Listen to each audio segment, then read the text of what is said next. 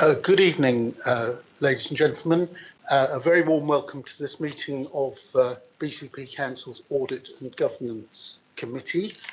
Could I welcome councillors, officers and members of the public to this meeting, which is a one-off agenda to consider the governance arrangements for the Council's future places. Regeneration team are with us tonight, and I'll do those introductions in just a moment. First of all, I'll ask Mr. Hampton to read the notice and deal with apologies. Mr. Hampton. Thank you, Chairman. Good evening, everybody. Please note that this meeting of the Audit and Governance Committee is being recorded by the Council and will be published on the Council's website for a minimum of 6 months. Any councillors or officers not in the room and wishing to speak, please use the raise your hand feature and switch on your video when invited to speak. Please could members in the room only speak when invited to by the chairman and mute your microphone when not speaking. And finally, Chairman, please could members ensure that background noise is kept to a minimum and that mobile phones and other devices are turned off or switched to silent for the duration of the meeting. Thank you. And in moving on to the agenda, Chairman, I've received apologies from Councillor Anne Filer, and I've also received notification that Councillor Jude Butt is present as a substitute for Councillor Filer. Thank you very much, Mr. Hampton. Welcome to Councillor Jude Butt to the meeting. Thank you for filling the vacancy at such short notice. It's appreciated.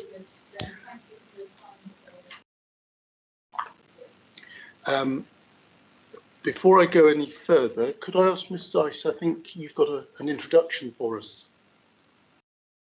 I do have. Thank you very much, Chairman. I'd like to introduce members of the committee to our new Head of Legal, Ingrid Brown, who's joined us tonight, who's sitting alongside Councillor Rice. Ingrid joined us this week on Monday, and she's come to us from Greenwich in London. Thank you. Good evening, Ms. Brown, and welcome to this meeting. I think you'll be with us again next Thursday for the committee then. Welcome. Now, I've got an email here from the Chief Executive who is running late. I think he's on a train, actually, and he's going to join us as soon as he can virtually. So if he pops up out of nowhere, that's the reason why. So this evening's meeting, it's one of a number that we're holding with a single item agenda when we think there is something that we should be looking at in terms of governance.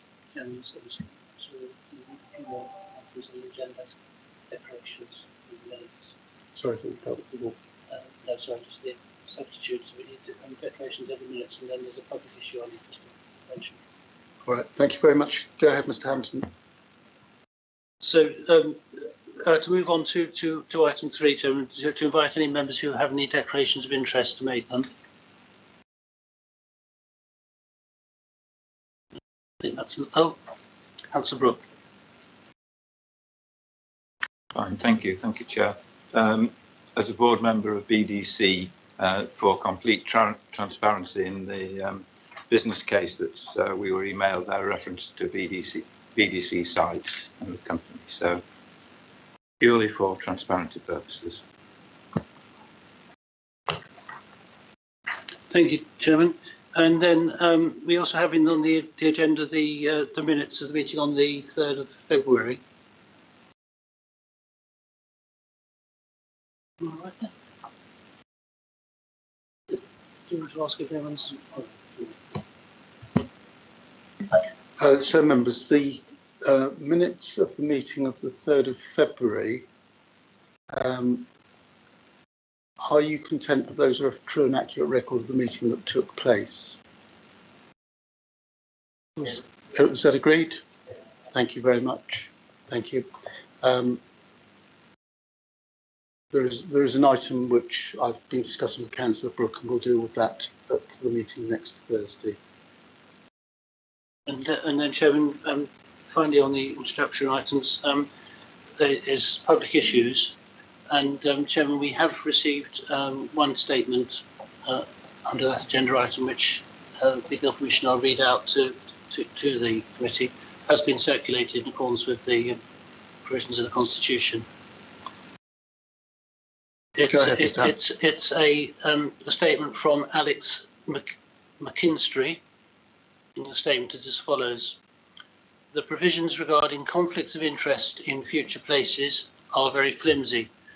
Under the company's articles, part 6.3, the board may impose certain restrictions on conflicted directors, but equally the board retains the full right not to do so, while part 6.7 releases directors from declaring any profits or benefits arising from unauthorised conflicts. The engagement director, meanwhile, is spared even these provisions, not being registered as a director of the company at Companies House. I wonder, therefore, whether in considering the governance of this company, your committee might table a motion that looks towards patching up the present deficiencies. Full stop. That's the end of the statement, Chairman. Thank you very much, Mr. Hampton. I'm sure we'll take those issues into account during the course of the presentation. So, members, from time to time, Audit and Governance like to look at emerging issues around governance to do with the council, and one such is before us this evening in terms of future places. I think it's important that Audit and Governance are not only aware of the detail of what is happening within the council as far as governance issues are concerned, but also have a grip on the proposition and how we might add some value to those governance arrangements. And it was very much with that in mind that we wanted to look at these arrangements as soon as we were able, before, if you like, it was too late to add any value to what was being considered and decided. Hence the reason for bringing this forward as soon as we have, and perhaps crowding out our agenda for future meetings. But I'm sure members are with me on the essence of why we want to do this and the timing and timeliness of it. So with that very much in mind, you've been circulated with a number of papers. I think it's important that we see this in the round. I would confirm to you that the second of those, in terms of the business plan, remains confidential. I'm sure that when officers are presenting, they will refer to the degree of confidentiality within this public meeting. Having said that, I thought I might just outline to you the team who will be presenting to us tonight. And I think the format is very much around that being a presentation and then leaving it to members to come forward with any questions or clarification that's required, so that we fully get underneath the skin of the governance for future places. And if that means that questions are being asked that may seem naive or at a sort of slower pace, then please ask them, because I suspect that if one person has concerns about their understanding, that will apply to more members, if not all. So please don't be backward in coming forward with asking those questions once we've heard the presentation. Now, in terms of the presentation itself, we have Sarah Longthorpe, the Director of Regeneration, who I can see on the screen on the left. And she will be leading our presentation this evening. On the call with her, in addition, Gail Mayhew, Craig Beavers and Sarah Good, all within Future Places. And I believe there are some other members who are on the screen. And I think after we've dealt with the members' questions from the committee, there may be an opportunity for brief questions from members who are not on the committee.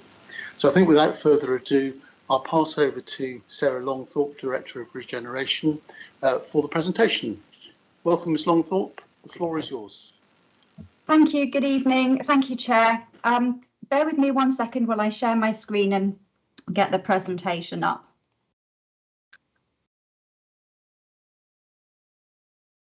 Okay, so can you see that okay?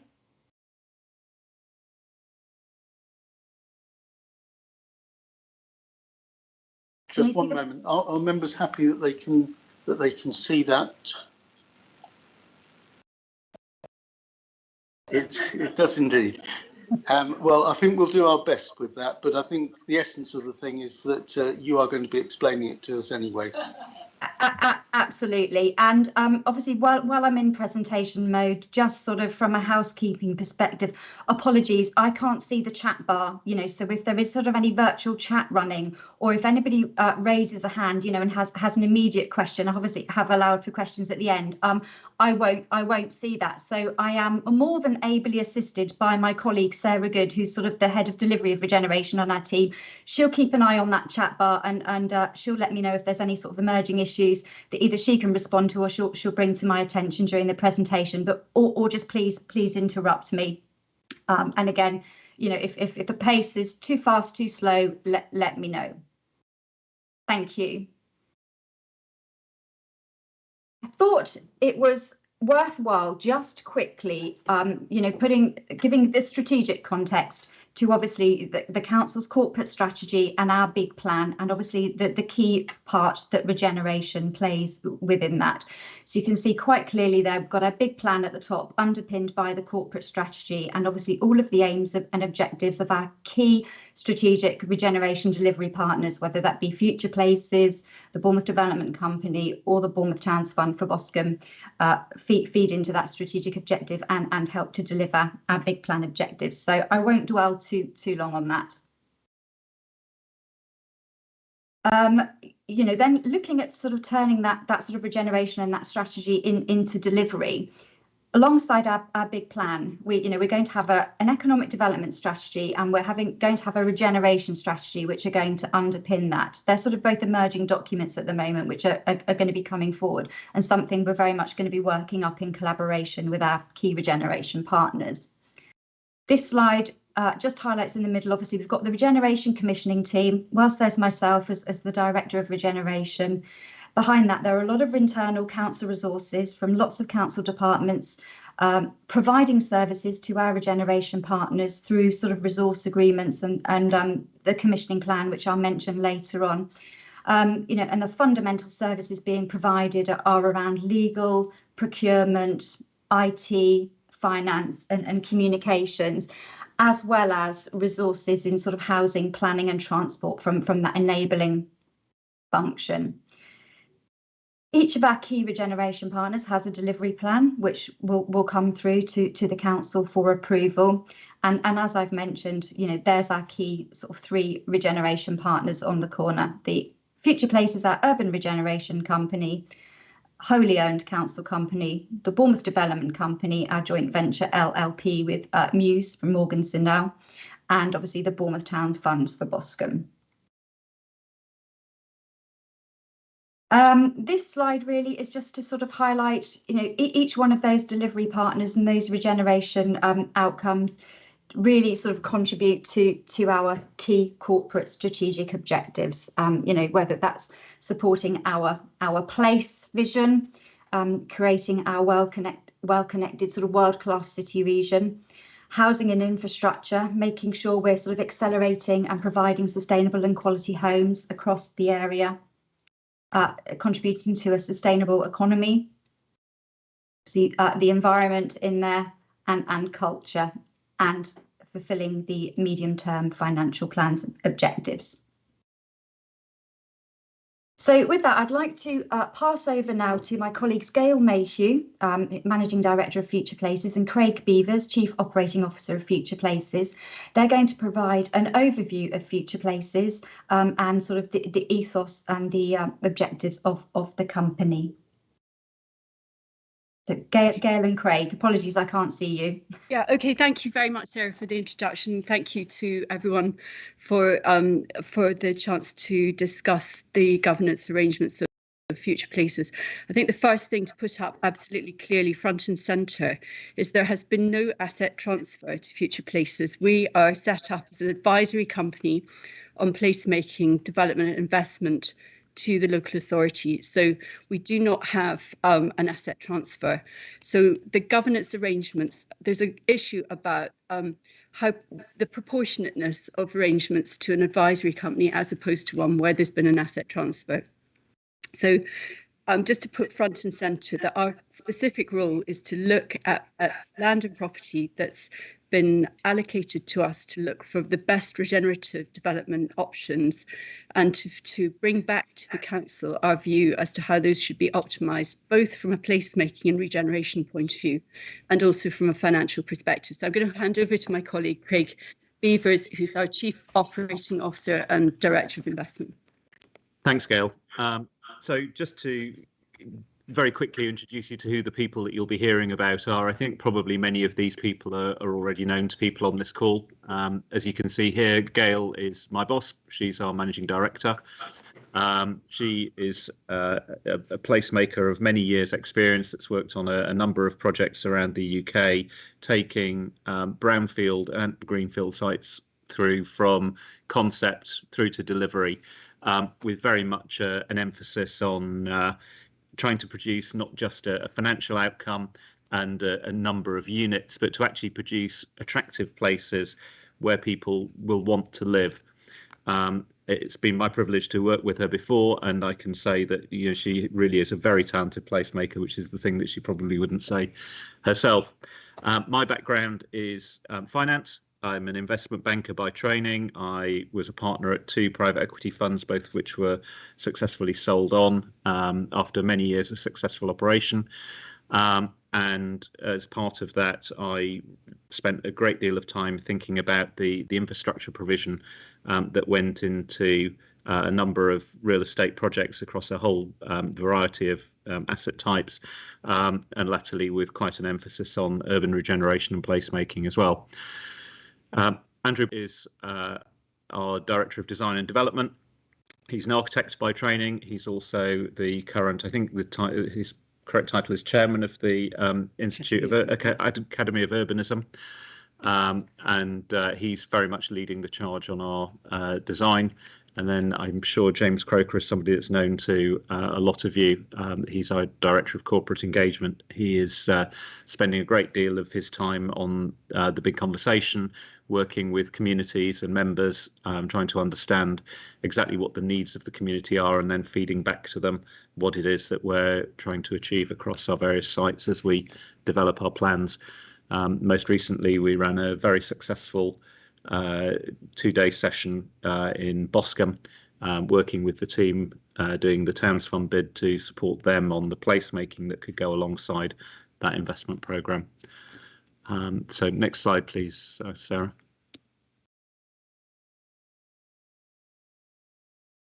Hello, next slide. Apologies, technical issues and delays. I am asking it to move on, and it's not. Ah, okay. Why don't I start? Sorry. Brilliant, thank you.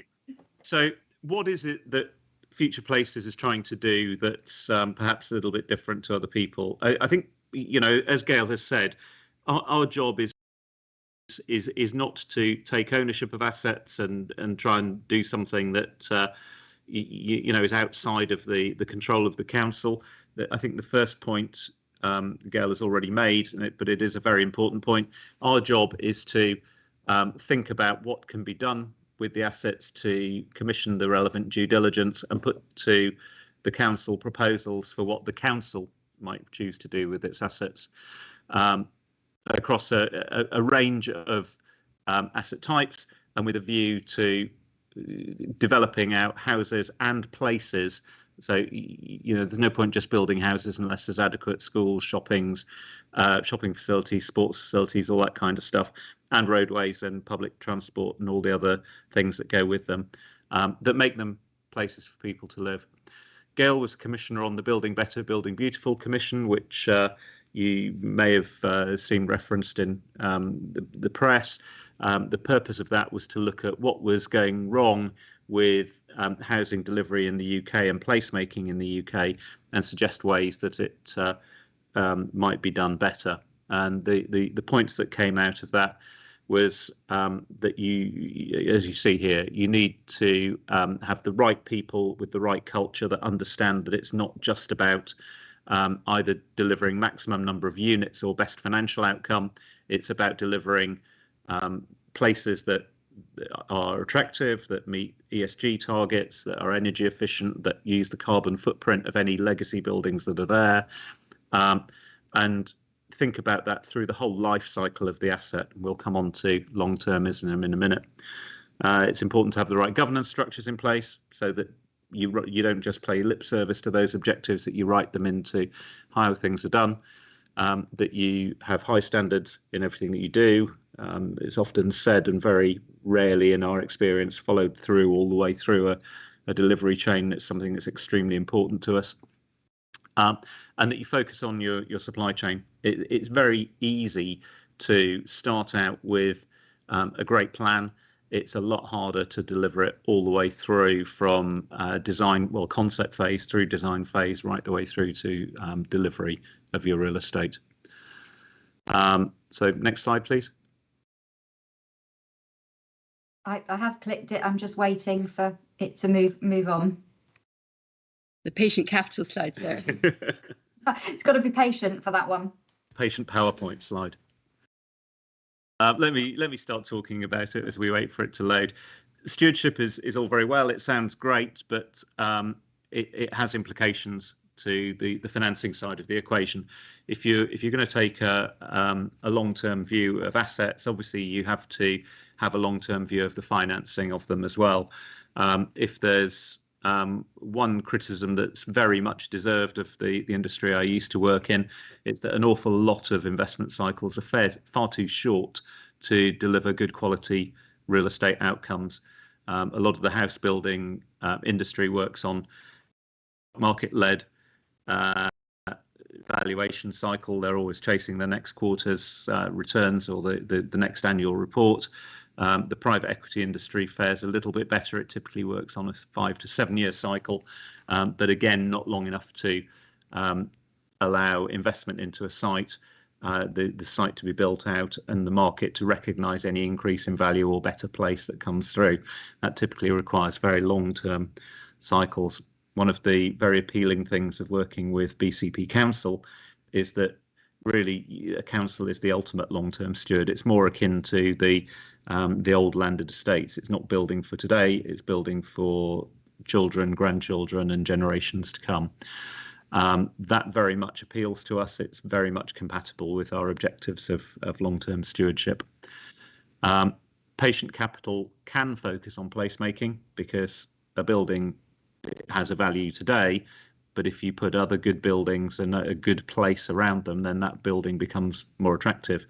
If we think about the value of a house in Knightsbridge or Belgravia, it's in a lot of ways similar to houses in other areas of London, to use London as an example, but very much more valuable because some absolutely fantastic placemaking has been done over a very, very long period of time. We would just say that you take that example, but you can apply it at every different level of price point and scale. And so our ambition in describing a municipal stewardship model is to take that learning from the private estates like the Grosvenor estate or whatever, but apply it to the making of places that are affordable and accessible to every, people generally. So one of our central objectives is to secure a model that will secure affordable housing that creates healthy places for the maximum number of people. So that's written into our ESG standards that we're working into our projects at the present moment. But as Craig says, there is a model that's standing there. This is not a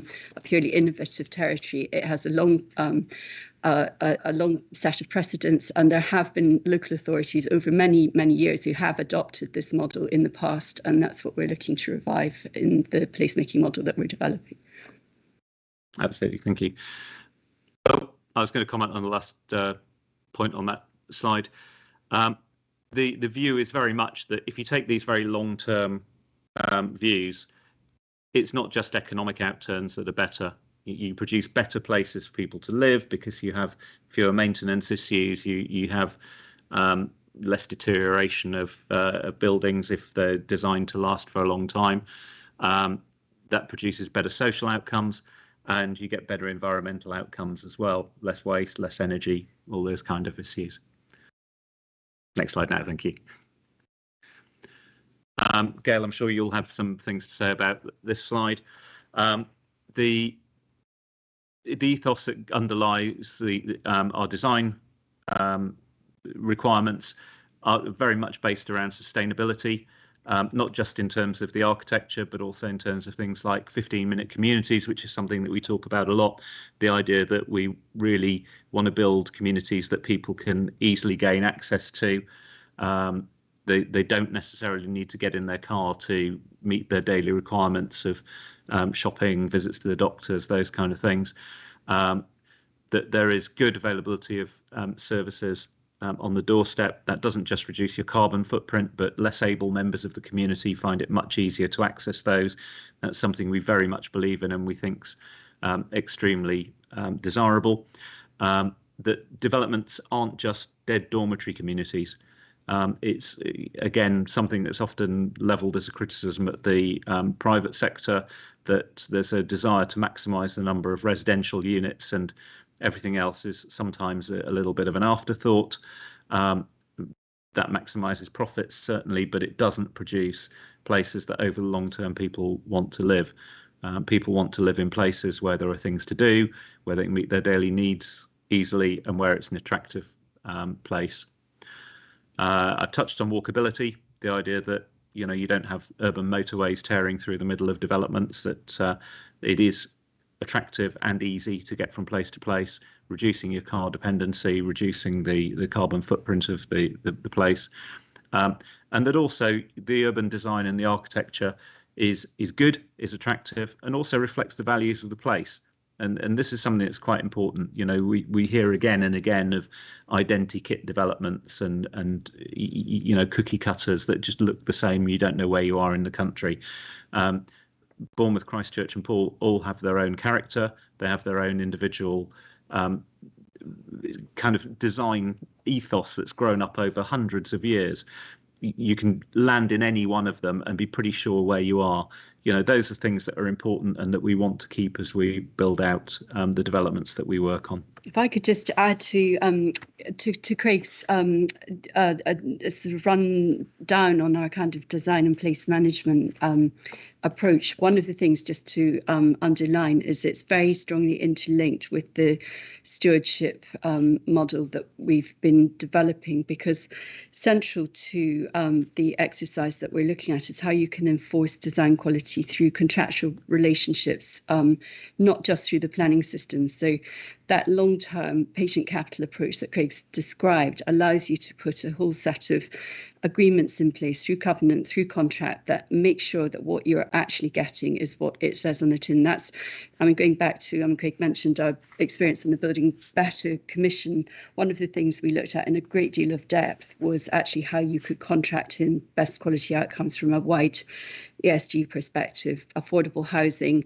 the placemaking elements that Craig just described, but also the design quality of the individual units. So that's part of the role that we see ourselves fulfilling, is driving that quality in through the longevity of the development and beyond into the estate management regime at the end of it. Sarah, do you want to go to the next slide? If you can. Yep, we're there. So that gives you an idea of what the ethos is. That's all very well, but we fail if we don't take the community along with us. That's something we absolutely understand, and that's why we're very grateful to you for inviting us here today, because that's another step in this process. We've been fairly actively out in the community, talking to the communities about what we're thinking around the various sites that we're looking at. We've met with a fair number of members, certainly not all. We would very much welcome the opportunity to engage with any other members that would like to talk to us. Please feel free to reach out and we would be delighted to come and talk to you. Our communication has been, as I've mentioned, led by James Croker. A degree of that has been targeted to the particular communities and the particular sites that we're working on at the moment. That range of engagement will grow, and a lot of it has been not just us delivering messages, but very much audience led. You know, what do you think? What is it that your community wants? Working right the way across the piece. And that's a dialogue that we really want to maintain and build upon as we start to work. It's not just about the community. We also feel very strongly that the BCP area has an awful lot to offer in terms of growth and potential going forwards. And it's a message that we're seeking to deliver to the investment community to bring investment, jobs, further housing delivery into the area. We're up in London at the moment. We've been holding meetings with some of the property industry up here, and that's really geared towards delivering the message to the investment community that BCP is very much open for business, that there is regeneration going on, and that it's a good place for people to invest their money. If I could just for a minute address the issue of local developers, because I think that may be some of the issues behind concerns that have been raised in different quarters with us. I mean, number one, we're open for conversations, and anybody who has concerns should raise them with us directly. We're more than happy to take any questions. But the thing I just really like to raise is just to let to be clear about how we're looking at that interaction with the development industry. We see that as being something that is extremely useful to us to gain intelligence about what is going on within the area. So, but at the same time, we also note very closely that has to be managed in a careful and well-governed way. So what we're looking at doing is setting up a group that will be formalised, that will have its own terms of reference, and will be governed properly, so that those communications with the development industry are done on a cohesive basis, where we're actually looking to them to provide us intelligence about the local market, about issues and obstacles to delivery, so that we can feed that back not just to our own practice but to the council more generally. But that from the point of view of the council, that there is a arrangement that is regularised, so that it's managed on a basis that is properly recorded and that everybody can have oversight of. Thank you. Next slide, please.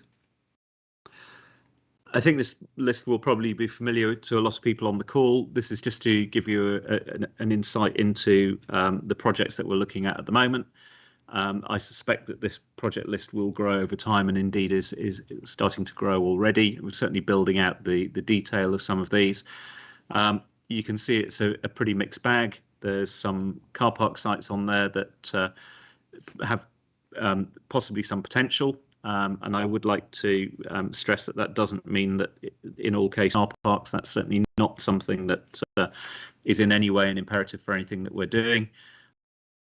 One of the things that we are looking at is, in fact, where some of these car parks are quite large but inefficiently arranged at the moment, can you reconfigure them to get the same or possibly even more car parking provision while still freeing up some of the site?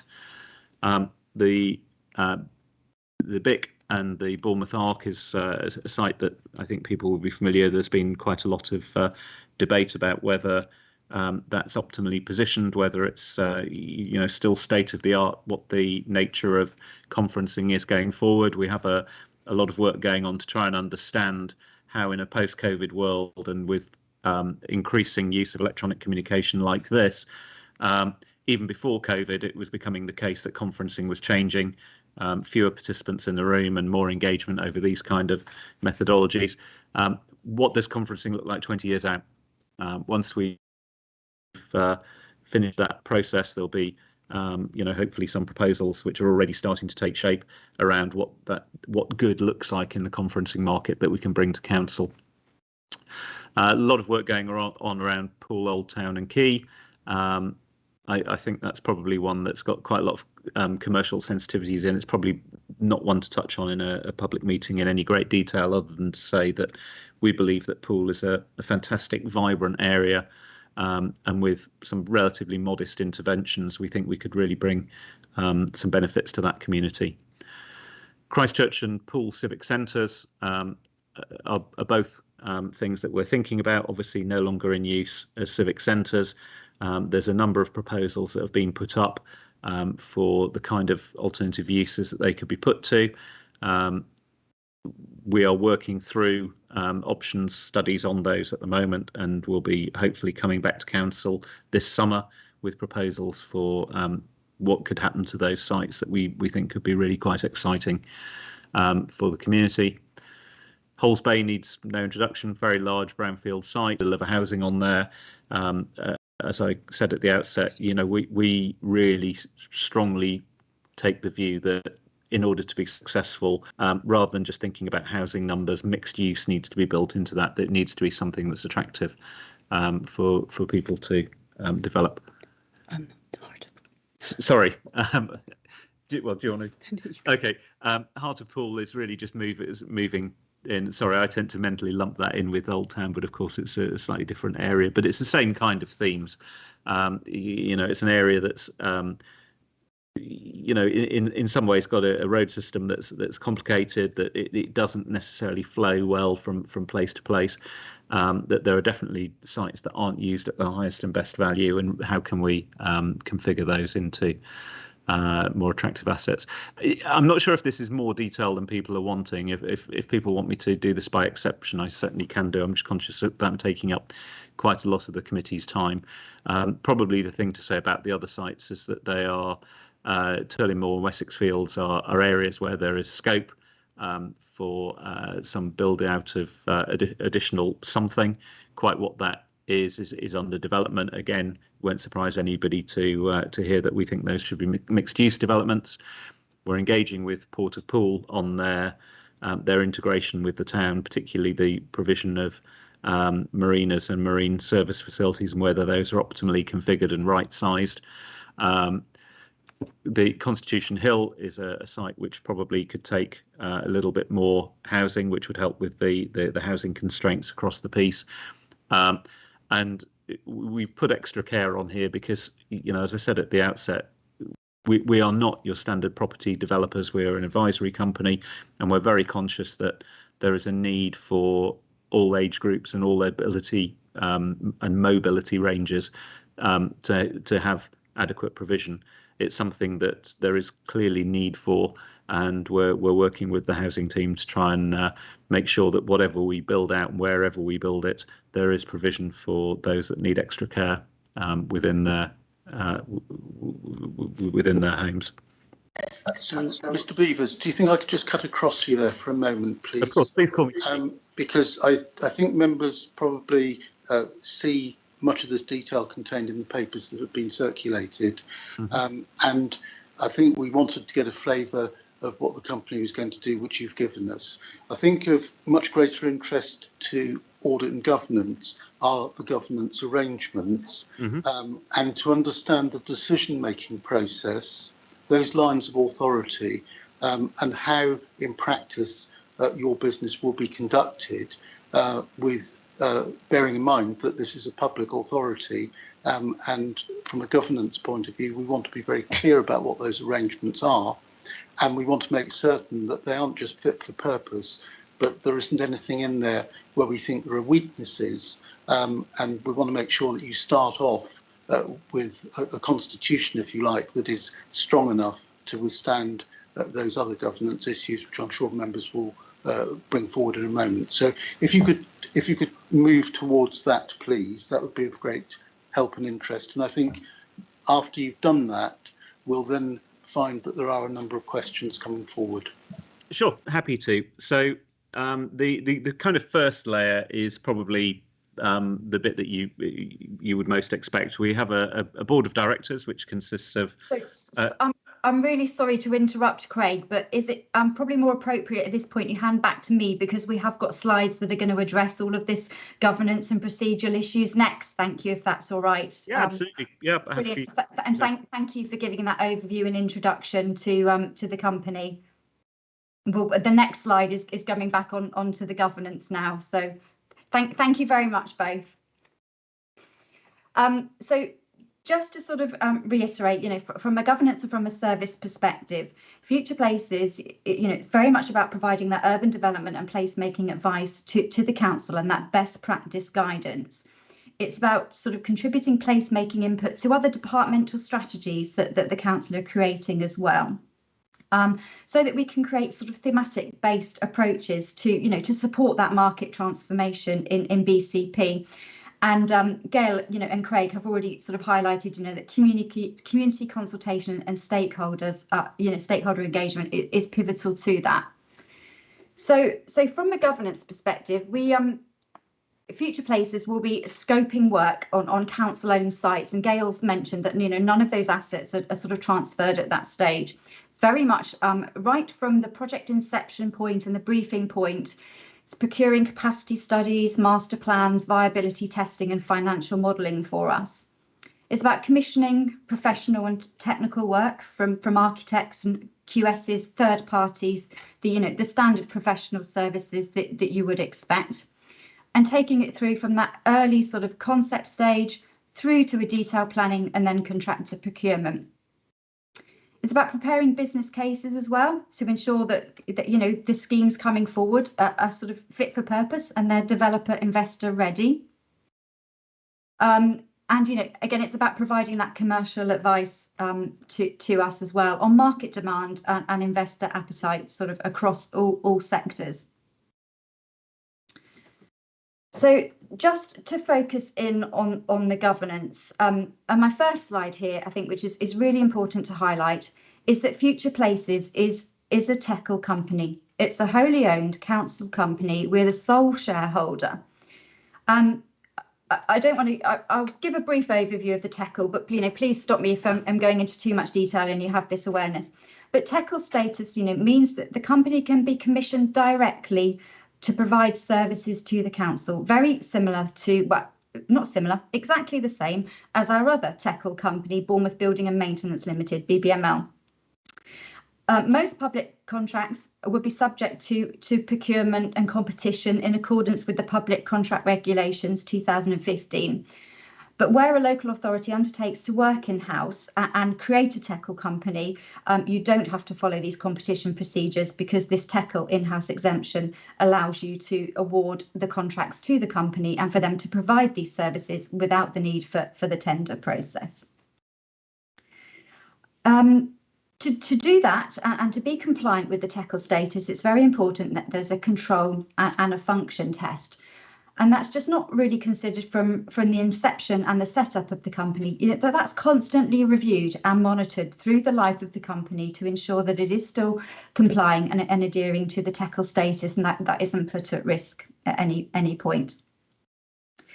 The control test is all about really making sure that the local authority has control over the vehicle as if it was an internal department. And the way this is mainly, this sort of means that sort of key decisions about the direction of the business must be reserved and must be sort of within the council's control.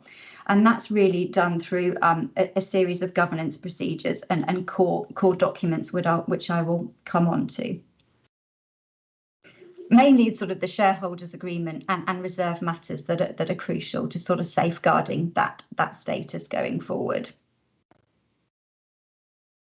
You've then got the function part of the test of the TECL status, and that's really to make sure that the company sort of carries 80% of its activities out to the local authority. There is a bit of a threshold in there, and there's the option for the company to trade and provide services within the TECL status to 20% to sort of outside bodies, but there really is 80% of it to the controlling authority.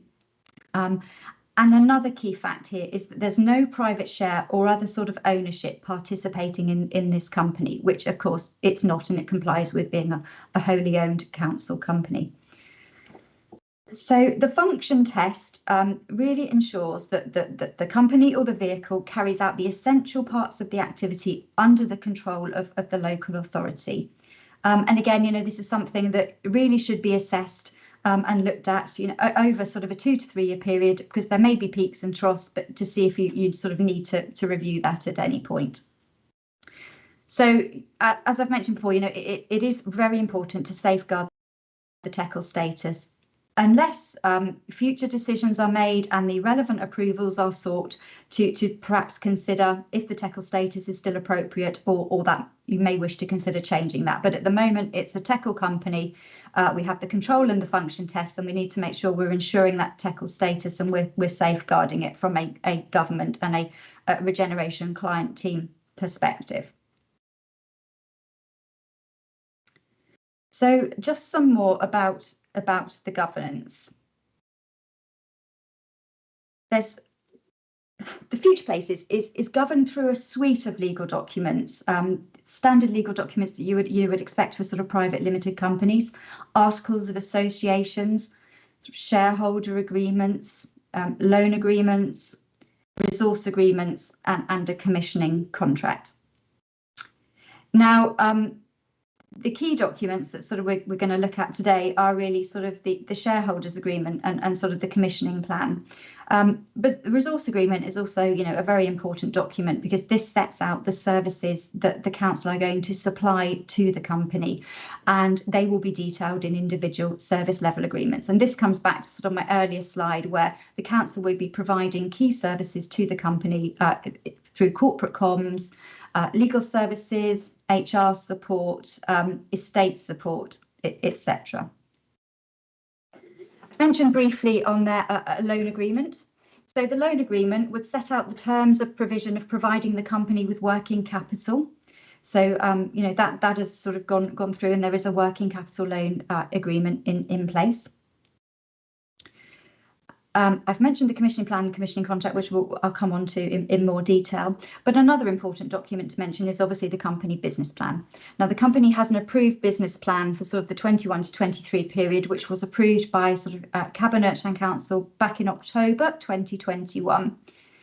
Future Places are currently working on reviewing that business plan and refreshing that business plan, and obviously that will come back through to Cabinet and Council for sort of future approval. So I just wanted to sort of highlight that point briefly. So the commissioning plan. What is the commissioning plan, and what's the purpose of the commissioning plan?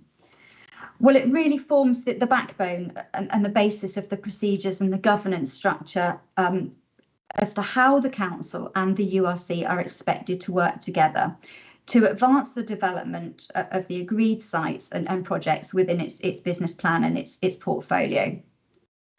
Fundamentally, it sets out the council's strategic objectives and our commissioning requirements in sort of 5 main sections, really, which I've just highlighted here. It defines the scope of services and the desired outcomes that we want to achieve. So this is really about defining the development management services the company are providing to the council, and how that project scoping work is happening, how the professional advice is being procured and the technical work, how the business cases are being prepared, and then how those development opportunities are being presented to us. It also outlines sort of a key suite of performance indicators and outcomes, which we've agreed and is mirrored very much in the sister plan sort of document to this, which is the company business plan. The annual business plan, is really the document that sort of determines the indicators that will be applied to the specific projects.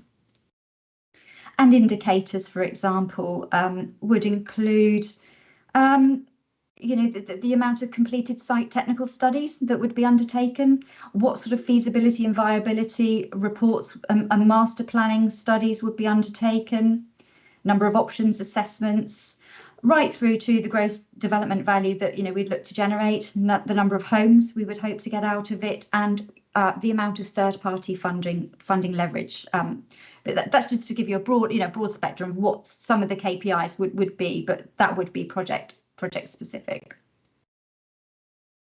So organisation and governance is the next important section of the commissioning plan. And this is really sort of looks at outlining the company board structure, and our current approved structure, which I will come on and explain later, which includes sort of the chief executive, the leader, the deputy, the managing director, and the COO of the company at the moment, and any NEDs. But as I've mentioned, I will come on and explain this on another slide.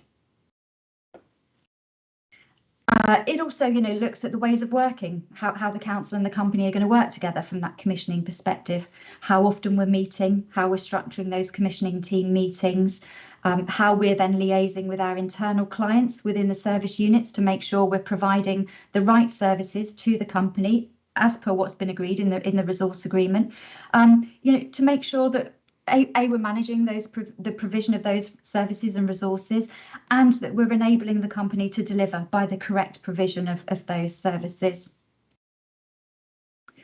The financial strategy, as you would expect, that's going to sort of detail the agreed budget provisions and the financial parameters for the treasury management, the regulatory landscape, and the scheme of delegated authority and the internal audit treatments that will be applied.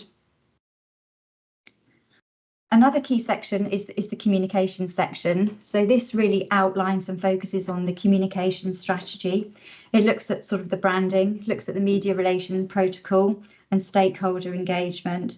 And again, communications is a key resource that's provided to the company through a service level agreement, through our internal comms team, working, of course, very closely with Future Places Communications and sort of strategic engagement manager. And then lastly, but certainly not least, obviously, we've got the risk management side of the commissioning plan, which, as you would expect, would cover sort of the risk registers, it would cover sort of commercial sensitivities, and would cover conflicts of interest. I've just mentioned briefly, the commissioning plan and the business plan, are working documents. They'll be refreshed each year to ensure that, they're sort of consistent in their approach, and they're forward-looking in terms of supporting the delivery of the development programme there. So next, it's worth just sort of spending a bit of time and highlighting sort of the shareholders agreement, really, which sets out sort of the core constitution of the company, alongside sort of the articles of association. As you would expect in sort of any shareholders agreement, that really looks and focuses on the officers and the shareholders. And, there are, for example, some of the things in the reserve matters, and I won't go into too much depth, but it really gives the control to the councillors, the sole shareholder, to agree appointments, agree removals of directors, it sets the maximum size of the boards, and it looks at sort of appointment and removals of sort of independent chairs within that section. The shareholders agreement obviously focuses as well on the future direction and development of the company, and there are controls in there, that restrict and look at the abilities to form any subsidiaries or acquiring shares in any other part of a company or a business, or creating any sort of partnership and joint venture. It covers amalgamating or merging, selling or disposing of any part of the business. And, there are quite sort of set parameters within that shareholder agreement that do define what the direction and how the company is managed. It then has, your basic company information about the management of the business of the company with regards to its name, its registered office, etc. And, if the business plan needs to be sort of refreshed or changed, there are sort of procedures for seeking the approvals to do that. And I've mentioned, really fundamentally, that's kind of the basis of the reserve matters. The reserve matters are very detailed, and they're a very long list, and I don't intend to go through that entire list, but that just gives you a flavour in each of those key areas of the shareholders agreement where those reserve matters do sort of seek to and keep control of key elements of the operation and management of the company.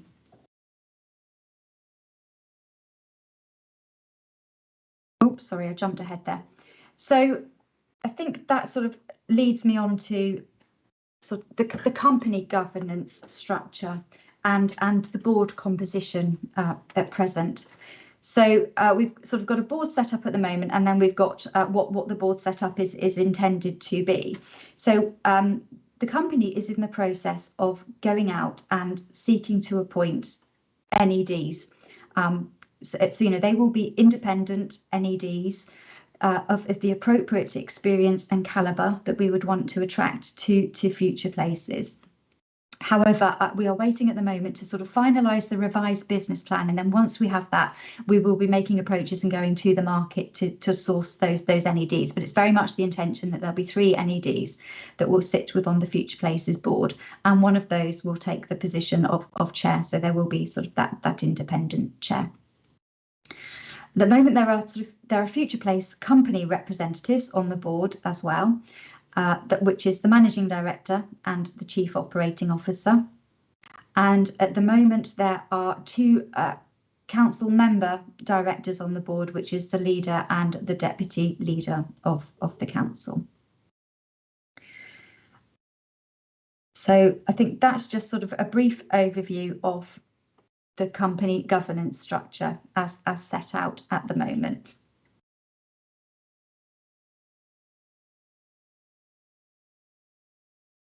Conflicts of interest, and I think this is sort of quite an important area, and obviously picking up on the the public comment that came through earlier. It's one that BCP Council is very alive to, and it's not just a local issue, it's a national issue. There's lots of local authority trading companies out there that are having to deal and consider with conflicts of interest. And I think it's also important to note that there's more to managing conflicts of interest than just actually one document stating the conflicts of interest. For example, the articles. It's a coordination of factors through the shareholders agreement. The legal framework of a local authority, sort of company law, our governance guidance, and our BCP constitution. So there's lots of documents that feed into managing conflicts and addressing conflicts of interest. And apologies, I'm not sort of teaching grandma to suck eggs here, but council officers and members, have a fiduciary duty, to the council, and situations can sometimes inevitably arise where the same person will be a decision maker or an advisor, potentially both the council and to one of the council entities. And examples of where this can happen can relate to matters around reporting, contractual discussions, investment requests, or resourcing agreements where we're providing services to the company.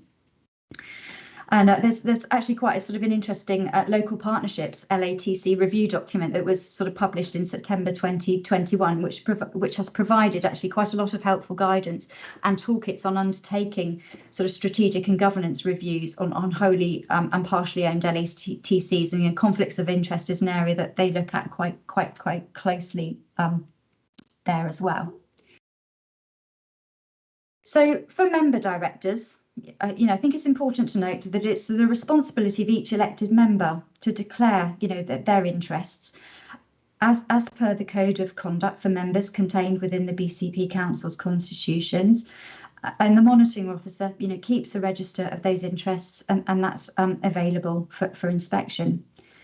Councillors are actively encouraged to seek the advice of the monitoring officer, if they're unsure about whether or not they may have a disclosable conflict or of interest.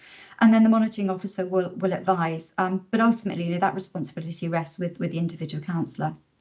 I think there are some changes coming up to sort of the code of conduct after sort of March and beginning of April. So, maybe this needs to be revised, and members, sort of directors, need to consider the impact of this going forward, once we have the new business plan reviewed. But I think the key is here, it needs to be constantly assessed and reviewed.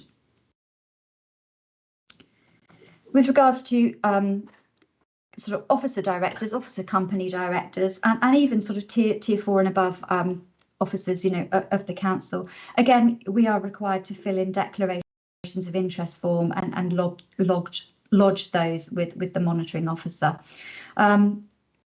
you will be aware, you know, that could be disclosing any partner, relative, close friend who has an interest in the organisation or a relationship with the council. And again, you know, any partner, relative, close friend who works with the council or is a councillor. Graham Farrant, when the company was set up as a officer director of the council, but that's actually now been sort of terminated. Graham has resigned from that post, so the chief executive is no longer a director of the company. So I think it's just helpful to highlight there has been that recent change. You know, again with conflicts, you know, if there is any risk of a potential conflict from an officer or a member perspective, you know, they really should not act for both the council and the entity unless they agree that they're both seeking the same common objective. I've mentioned, you know, conflicts and interests can arise in a variety of ways and in a variety of areas. From the council and from the commissioning team perspective, you know, obviously we will use our internal and our external audit functions to regularly review our governance arrangements relating to all of our, entities to ensure that potential conflicts do not arise.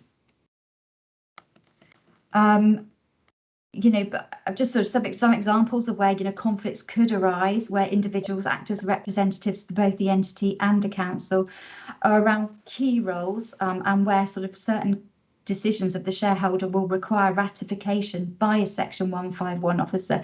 Therefore, you know, it's not considered that it's good practice for a Section 151 officer to hold a position with a council-owned entity. And again, you know, that is not the case here. We do not have Section 151 or a chief financial officer of the council sitting on any of our boards. Mrs. Longthorpe, I just wondered, could I cut across for a moment? I think there is a little bit of an appetite for some questions. I just wondered how much more you've got on the governance arrangements. Are there any major areas that you are yet to cover? I would just like to quickly run through the aims of the commissioning process and the gateway and approval process, which I think would be helpful. So probably about another 5-10 minutes, if that's okay, Chair. If you could make it the lower of those two, I think that would be appreciated, because we're going to run out of time for questions otherwise. All right, no problem at all. So I'll flick forward some of my slides. So I'll come on to the gateway approval process that we've set up to sort of monitor and manage Featureplace, because I think this is really key. So we've got a gateway approval process. We've kind of got gateways from 1 to 6.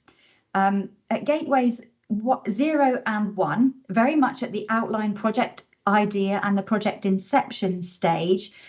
The approvals here sit within the company. They sit at the Future Places Gateway Board, and that Gateway Board is really the Future Places senior management team and the company board.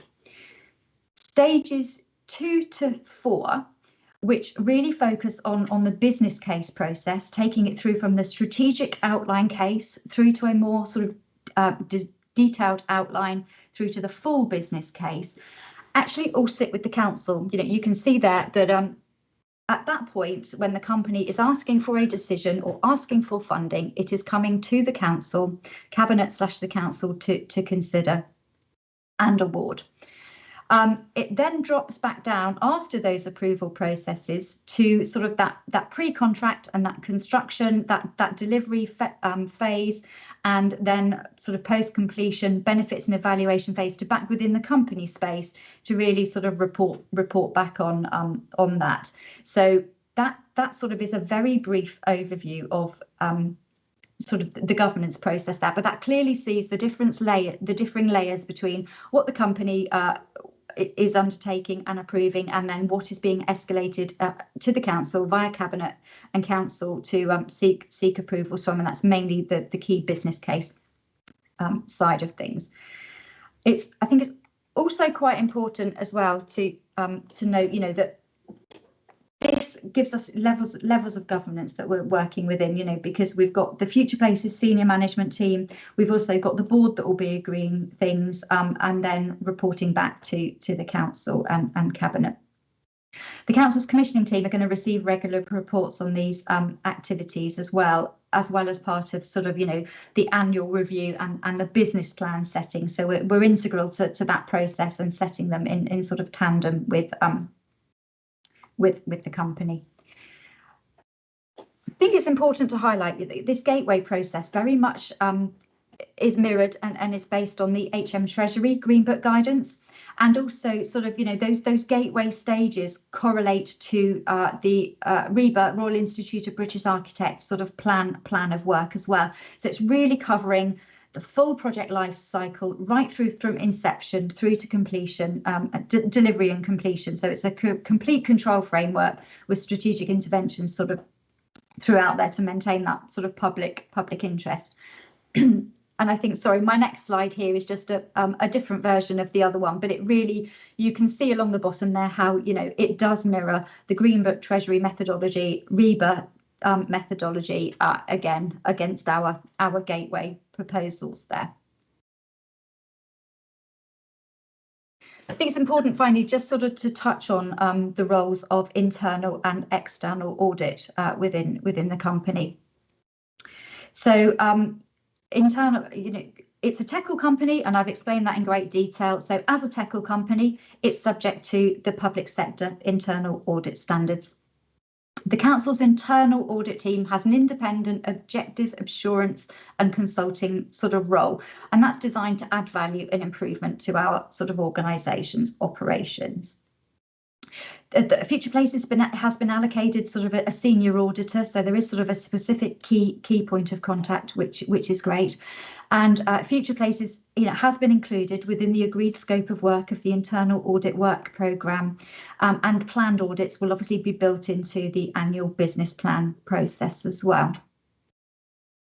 So I think that's kind of covered internal audit. With regards to external audit,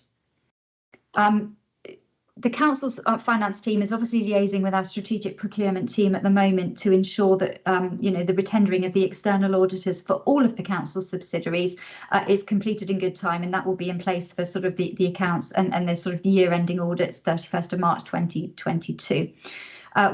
That's being collectively done for all of the council LATC subsidiaries, and obviously Future Places is one of those. Again, I think it's important to note that Future Places is absolutely included within the scope of that programme for the external auditors once they've been appointed. And I think that kind of led on to questions, Chair. Thank you very much indeed, Mrs. Long-Thorpe, to and to the rest of your team. Members, questions? And we'll continue with our relatively narrow focus on governance issues. That's the only guidance you'll get from me in terms of the questions. Councillor Cox. Thanks, Chair. I'll do my best to stick with the processes. As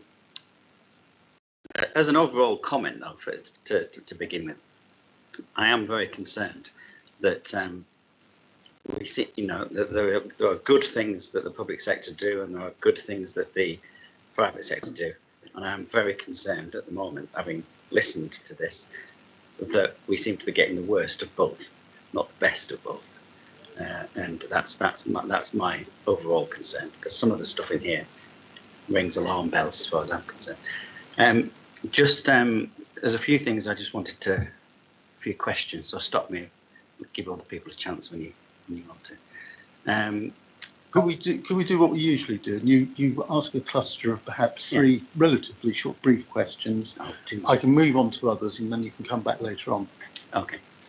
You've one of your objectives is that you want to chime in with the medium-term financial plan, and I've noticed that there was a change in the last budget in terms of how the Future Places is going to be funded.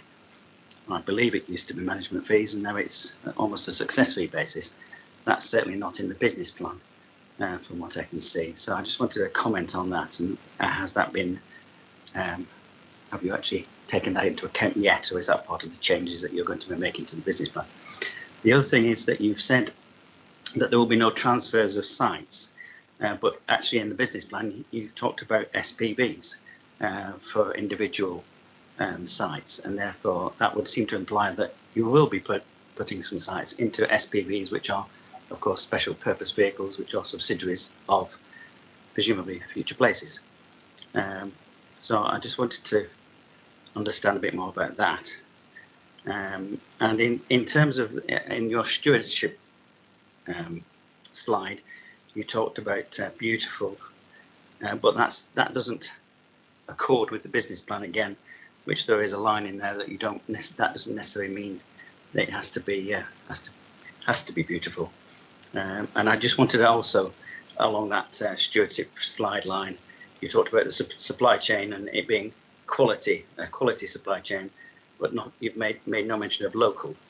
And given our green ambitions, you would have thought local would be quite important.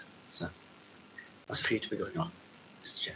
Thank you, Councillor Cox. If you could address those 3/4 questions relatively briefly, because they may then help us with others presently. Thank you, Chair. So if I take the lead, and then I'm sure Gail and Craig will add in if I miss any of those points. With regards to your first point about the medium-term financial plan and sort of any changes to the funding mechanism for the company, yes, that will form part of the revised business plan. That is still being worked on at the moment. Those details are still being sort of determined, and we still need to do our due diligence on that. So that will be coming forward, and will be subject to the normal sort of council process through overview and scrutiny, cabinet and sort of council. So I think with regards to your second point, which, apologies, I've completely. It's to do with the transfers of sites. Thank you, Councillor.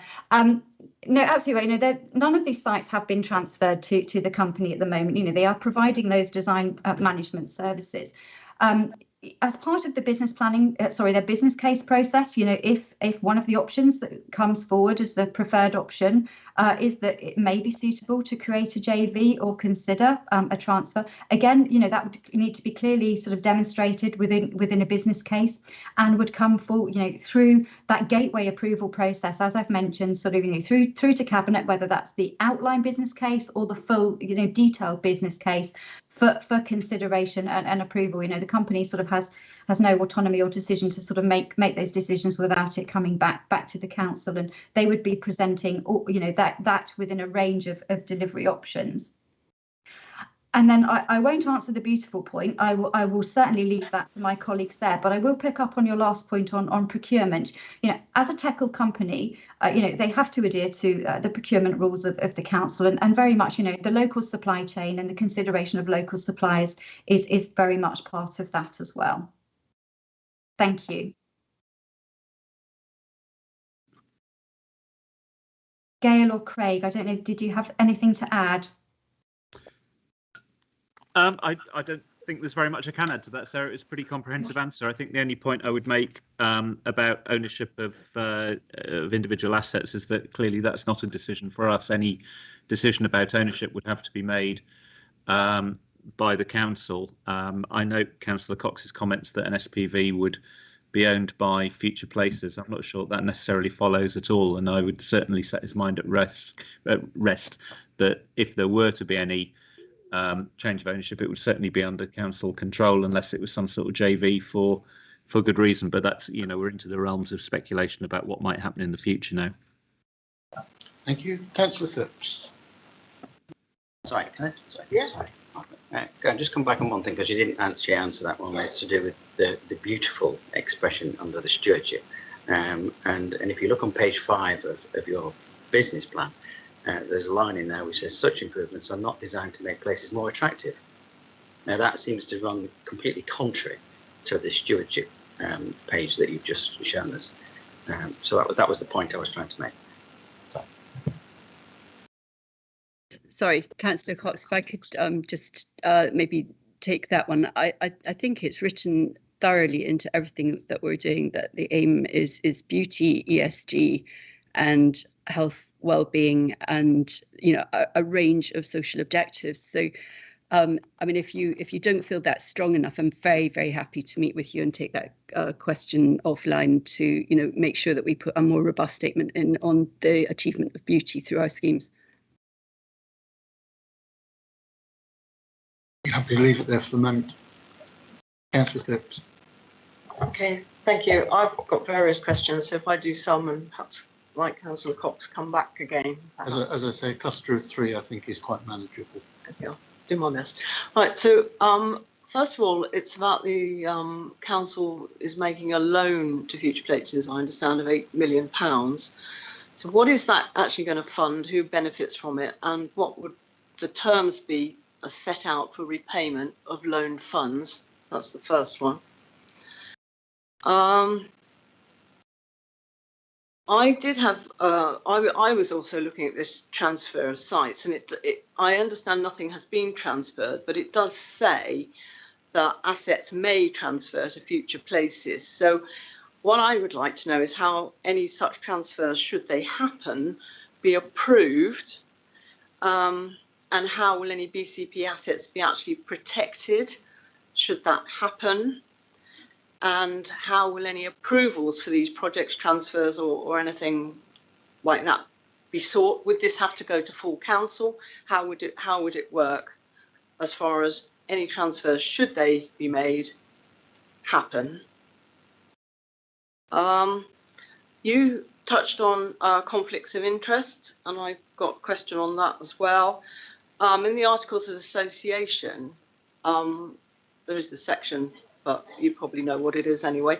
The directors grant themselves the right to authorise any conflict of interest by any director if it would otherwise be in breach of Section 175 of the Companies Act 2006. However, we have been told, certainly at full council, that Future Places take their issue of conflicts of interest very seriously, and you are saying you did quite a bit on it just now.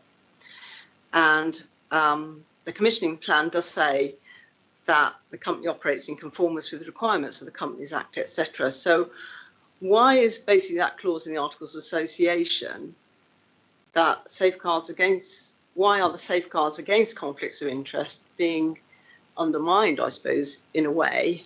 Why is that? Would you want me to stop there, or should I go one more? No, I think that's sufficient just for the moment. I'll stop for now. Can I pass back to Mrs. Longthorpe? You've got 3 questions in there from Councillor Phipps, and she'll have no doubt some more later. Thank you, Chair. So I'll take those in order. So the first one with regards to the 8 million sort of working capital loan that was sort of mentioned within the recent medium-term budget plan. As I said, that's still very much, you know, sort of being worked up and being considered by our Chief Finance Officer, who's on leave this week. The details of that, you know, will be forthcoming in a sort of cabinet paper, and will obviously be still subject to council and cabinet scrutiny and approvals due to the value of that. So I don't really have any more sufficient detail on that, particularly you know, with regards to the details of that loan and the terms and the repayment as yet. On the point of the transfer of the sites, you know, and how we would protect the council's position with regards to asset transfers and sort of what approvals. Yes, you know, it may be mentioned, and as I think as probably I mentioned in my last answer, you know, as part of a business case, there may well be an option, or there may well be a recommendation that a specific site is transferred across to the company. I think there's, you know, that would need to be considered as part of a business through the necessary scrutiny. It would need to go through the necessary council approval process, which you will appreciate would be cabinet up to its financial limit, and then council for over £1 million. So highly likely most of these would be referred to council because of the values. And I think, you know, with regards to protection, this is a wholly owned council company, you know, at the end of the day. So whilst the an asset could potentially be transferred if approvals were sought and granted, it would be sitting within a wholly owned council company. And with regards to the conflicts of interest question at the end, and you know, that particular wording in the articles, I think, you know, that comes back to my first point, where it's looking at conflicts of interest and the documents and the controls that we have to address conflicts of interest in the round. You know, we have the constitution, we have the sort of the code of conduct, we have the controls within the shareholders agreement, we have the sort of declarations of interest. So you know, I would need to take that away and sort of discuss that with legal colleagues if we felt that, again, looking at that article and that clause, it was detrimental or it weakened anything. You know, we would need to get a legal view on that. However, I think, you know, it's about looking at it in the round. It's not just the articles. It is, you know, there are other measures in place, and the council is adopting and adhering to the company has adopted and is adhering to the council's declarations of interest and the council's code. At the moment, you know, it does not have its own. So I don't think I've got much more to say on that unless Gail or Craig have anything to add. I could just add a couple of points on that, Sarah. I think that was a pretty comprehensive answer, but just to deal with this, I guess the question was it compliant with the Companies Act? The clause as drafted there is very much a boilerplate clause. It's used by very many corporations in the UK. It has been scrutinised by the company lawyers, and you know, the point I would make is that there are representatives of the council on our board, and we have observers from the council at our board meetings. Any declaration of a conflict would immediately be flagged. That would be totally transparent to the council, and it would be acted upon. It is not the case that this is some sort of backdoor mechanism for the directors to be able to wave through conflicts. I would totally reject that suggestion. Thank you. Do you want to come back, Councillor Phillips, on any of those? Quickly, yeah, you just said about, you know, there are two councillors on the board. Yes, there are, but at the moment, well, we've got the leader and the deputy leader. I mean, at the moment, the chief executive has resigned because of concerns over conflict of interest. So I just wonder about why these two councillors don't have a conflict of interest as well.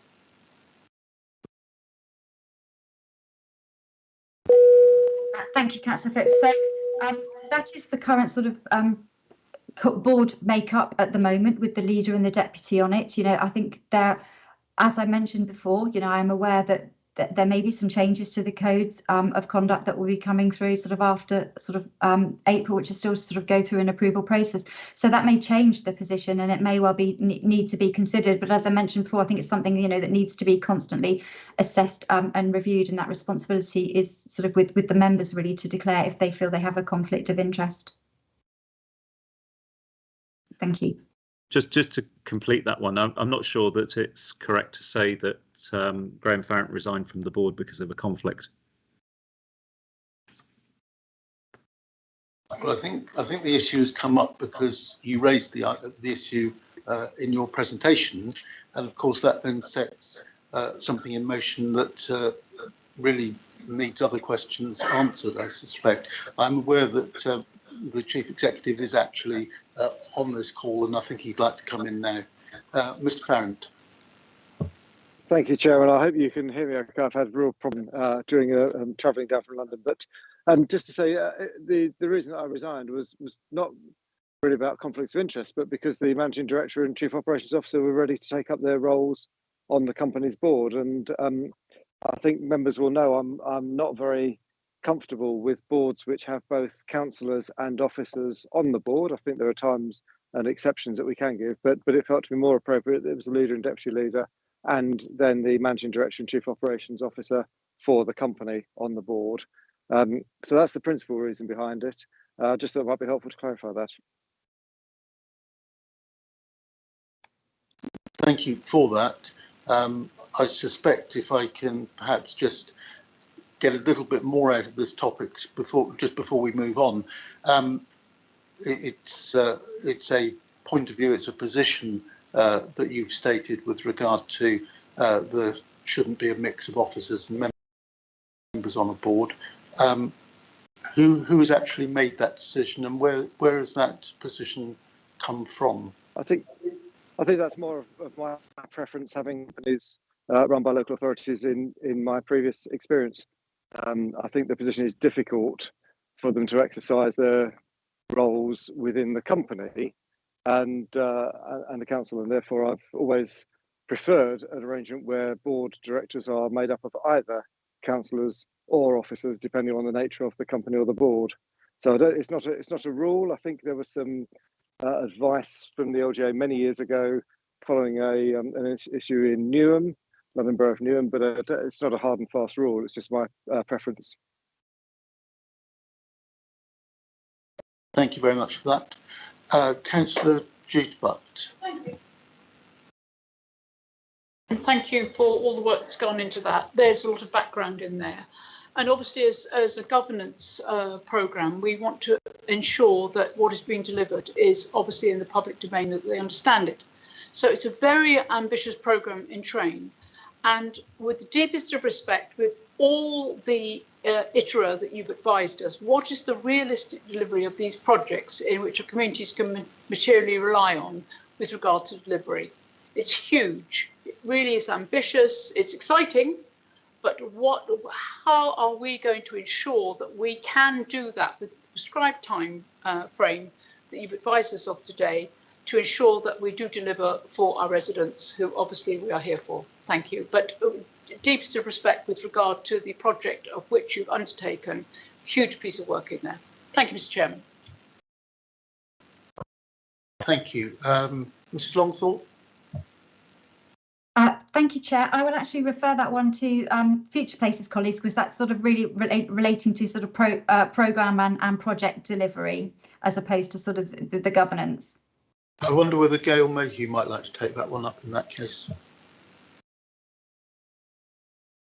Yeah, that's fine. Thank you, Mr. Chair. I absolutely mark the point that it's a big and ambitious programme, but that was the intention behind the setting up of the organisation, to bring this and also the breadth to be able to manage a large and ambitious programme. We're focused very closely on bringing a series of projects to the council in the near term that will be deliverable in the relatively short term. So those are our initial priorities, and we're working hard to bring some of the strategic projects forward. Also within to bring them to so the first package will be brought to council by July. Strategic projects we're trying to break down in such a way that delivery begins to start happening, and you'll begin to start seeing the results of that within the next 6 to 9 months as well. So I always invite somebody who's asked a question to come back anyway, because I want to make sure it's been properly answered. So if you want to move on to something else, that's fine. I did want to. Are you happy with the answer that you've had? I'm very happy with that, because I understand the constraints, and I understand that it's in train. It's a movable feast, so we can't really pinpoint anything. It'd be unfair to do so, because it's a very exciting venture. And we're moving towards that journey, and I'm grateful to the officers for what they're doing. But I wonder if I could come back on something else, Mr. Chairman, and if I could ask the question as whether the governance arrangements of this are different to our other council-owned company, Seascape Group. Could you advise me with regard to that, please? Thank you. Yes. And just before you do, not that I was expecting it to be a declarable interest, because it's within the council anyway, but I'm a board member of Seascape Group. Yeah. So I understand the genesis of the question, and it's quite important that we have the transparency of understanding the answer. Due prudence, yes. Thank you. Thank you, Councillor Butt. So with regards to the other council companies, obviously we have the Seascape Group.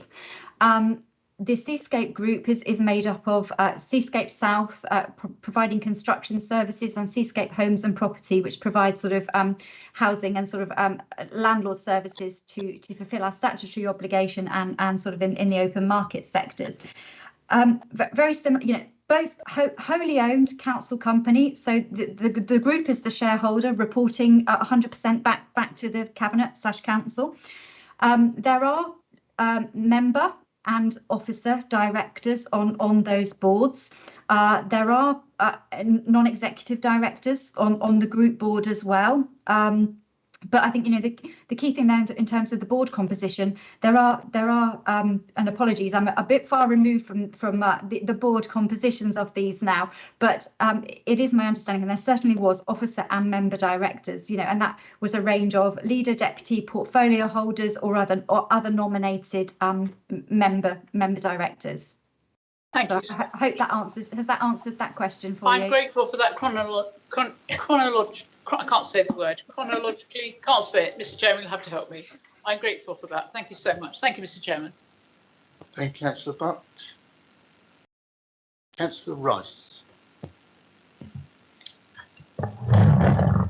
I was just going to look up the composition of the board on Seascape, but I can't actually get into it from my computer.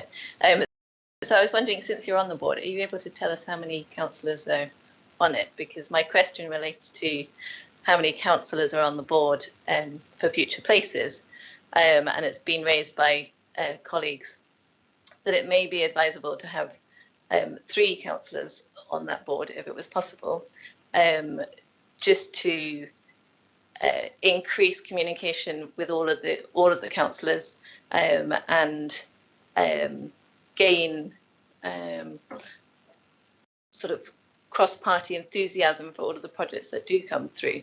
And I just wondered whether there was any opportunity for that and how that compares with Seascape, for example. Well, I'll do my best to answer the question.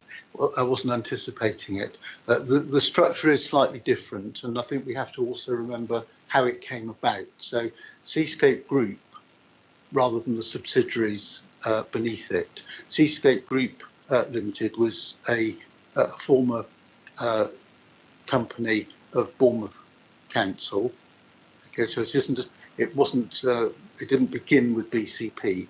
It was an inherited entity, if you like, and that was set up with 4 directors, 2 of whom were the leader and deputy leader of the council, one of whom is a council officer, and the 4th one, at the time it was set up, was the chair of audit and governance. For particular reasons, it was set up in that way, in order, I think, to make sure there were greater checks and balances within that board. In addition to that, there was a non-executive director bringing along various other benefits, I think, to the board in terms of fulfilling an NED role rather than that of the other directors. So it isn't right to compare it like for like, and that structure, having been established, is the one that has carried on and carried through, and that's the reason I'm on the board. It's because historically it was the chair of audit and governance to make up that number, and so it just carried through. Does that help? Well, that's useful to know for that. Yeah, the reasons for that board. I suppose my question still stands. In this situation, is it possible to consider having a third councillor member? And I suppose what I'm interested in is that it's cross-party, I suppose, the development of all of these projects with Future Places, because I can just envisage that they will be much more successful. And so I'm sort of thinking having a proportional representation of those 3 councillors as opposed to chair of audit and governance or chair of another board, I suppose, would be my proposal, to see whether, well, to know whether that's a possibility and to see whether it could be put forward as a proposal.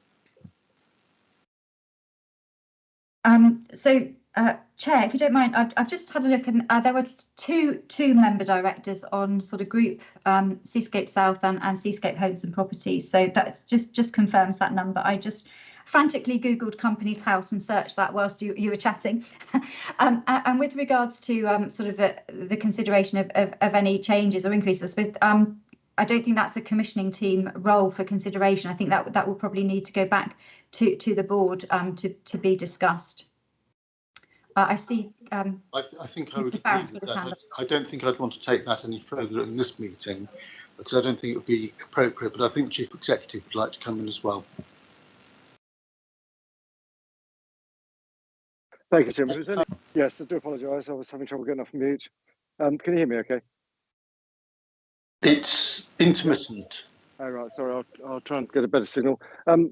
Yeah, so the only thing I was going to say was that the URC at the moment is operating effectively as if it were a service directorate.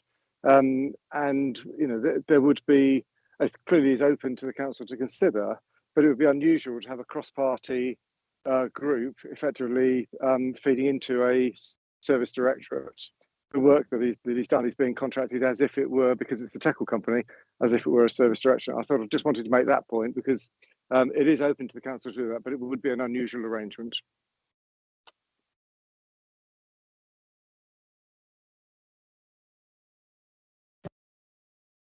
So I suppose my question would be, if it is a possibility for the council, what would be the next step if I wanted to proceed with suggesting that? Do you know where, if this isn't the right committee? Well, I don't think that's actually the construct that you would be seeking to do it through Audit and Governance Committee. I think Chief Executive has answered it as far as we can answer it for this evening's purposes. I can't see how you may believe that, but I don't think within the structure that is really an opportunity. It's not a. It doesn't seem to me to be a solution that's going to provide any additional value. I don't quite see how. I think what's more important, and perhaps this is what lies behind it, is making sure that the accountability can be properly tested and that the communications are robust enough to enable that flow of information on a regular basis to be something that is meaningful and can be properly tested. And that if you were pursuing that line, I think I and probably everybody else in this room would want to know how we are able to achieve that, because I think that probably has much greater value from any other way of dealing with it.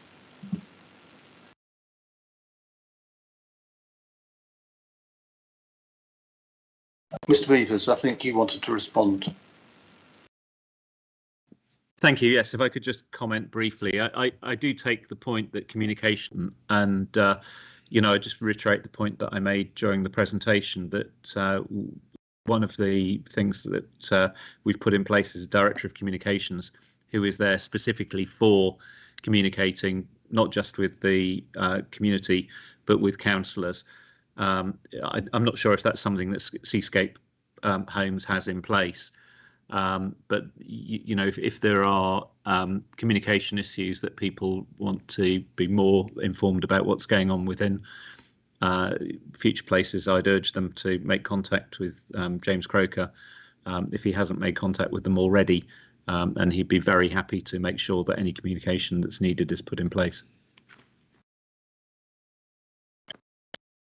I was waiting to see whether there are other members with questions, because I've got a couple of my own. And one of them leads neatly on from that. So I think I'll do those first, and then I'll, if I may, and then I'll come back to you, Councillor Brooke, afterwards, since that's already on the table. So I think my question it goes back to something that was in the presentation, which is control over the body as if it were an internal department, which to me sounds just fine. But I don't think it is quite like that. And because it's not quite like that, there is a need for communication on a level that perhaps hasn't been present thus far. And there also needs to be, following on from that, the opportunity for challenge to those issues in order that there is that transparency as far as councillors are concerned. And that's the bit that I think seems to me that's the bit that is missing. And that's what actually brought it to Audit and Governance in the first place. Because I wanted to be clear that we all understood what Future Places was, what its construction was, and thereby what the governance arrangements were. So I think we're making progress on that this evening, but it does still leave quite a number of gaps that I wonder how they're going to be filled. And that may be a work in progress. I think we can all accept that this is young and just being brought forward. But at the same time, I think without those communications and that opportunity for challenge, it does make it very difficult to see those governance arrangements in practice serving the public interest as I expect we all want them to do. It might seem a bit harsh, but I think it's necessary to state those points. And so I wonder whether you can perhaps briefly respond to that. But secondly, I think there may be a piece of work that you and colleagues on this call need to be undertaking so that we can be satisfied that those issues are coming forward. Thank you, Chair. Really good points you raised there, and I think you're right. This is new, and we're still sort of working through kind of the setup and the inception phase, and we've got our governance structures in place with our ways of working. But in actual fact, we are still to see things, projects come through the gateway process and really test the gateway process, and I think that's key to this as well. We will be coming through, as Gail's mentioned, with a suite of projects in sort of the June-July sort of time frame. So that will follow the scrutiny, the cabinet and the council processes. I think the business plan setting as well. We've gone through a process of setting the sort of the business plan back in October, but that was very much as a set-up business plan. And this refreshed and revised business plan will have a lot more detail in it. And again, there will be the process through the normal mechanisms to look at that business plan and comment and scrutinise and then go through the approval process. And it is something I think as we get a few projects that come through and we go through the gateways, and we will be constantly monitoring and reviewing this and looking to see if we need to change our gateway approvals and processes, maybe change for the better and maybe streamline. We've got 6 processes in there at the moment. We've got 3 sort of business case touch points that come back to the council for approval. I think we really need to run some through and as I've said, monitor it and look at how we then can make improvements to that if they're required. Well, I think the complexity of the structure that we've been hearing this evening is likely to make it impenetrable for many members to actually fulfil the function that I was describing, because the more complex it is, the more difficult it is to achieve that, and it's essential we do achieve that. I'm very strongly reminded of something outside of the direct control of the council, and that's within the local government pension scheme, which I spend a great deal of my life on. And I led the process that set up the Brunel pool for 10 funds, one of which is Dorset County Pension Fund. And we have checks and balances in there that don't make it impenetrable and do mean that it can be tested at every single stage. And we've tried to do that without it becoming overly complex. And I just make those points because that's a much, much bigger organisation, but it can be done. And I just hope that we're not setting up a framework that makes it impenetrable for most members, not only to understand, but to be able to challenge the information that's coming forward, and ensure that those governance arrangements aren't just robust, but they're workable. Now, it may be that all that is the case currently, and I've misunderstood what's being proposed, but I think it's quite important that those points are considered. And if you think that actually I am wrong, that's fine, but I think I'd need greater clarity to be produced to prove that. So I just make those points. As it was about my turn, I felt. Councillor Brooke. Fine, thank you, Chair. During the presentation, there was reference made to the various service units that will be giving you support, like comms, finance, legal, which means that you will inevitably be developing some sort of relationship with those service units. But your ultimate aim, as I understand it, is to achieve better placemaking for the council, which means that there needs to be a relationship with the planning department, and in particular with strategic planning. Could you enlarge either Craig or Gail on this one in terms of what is your relationship with that service unit, and how might that relate also to our emerging local plan? Thank you, Councillor. It's a really good question.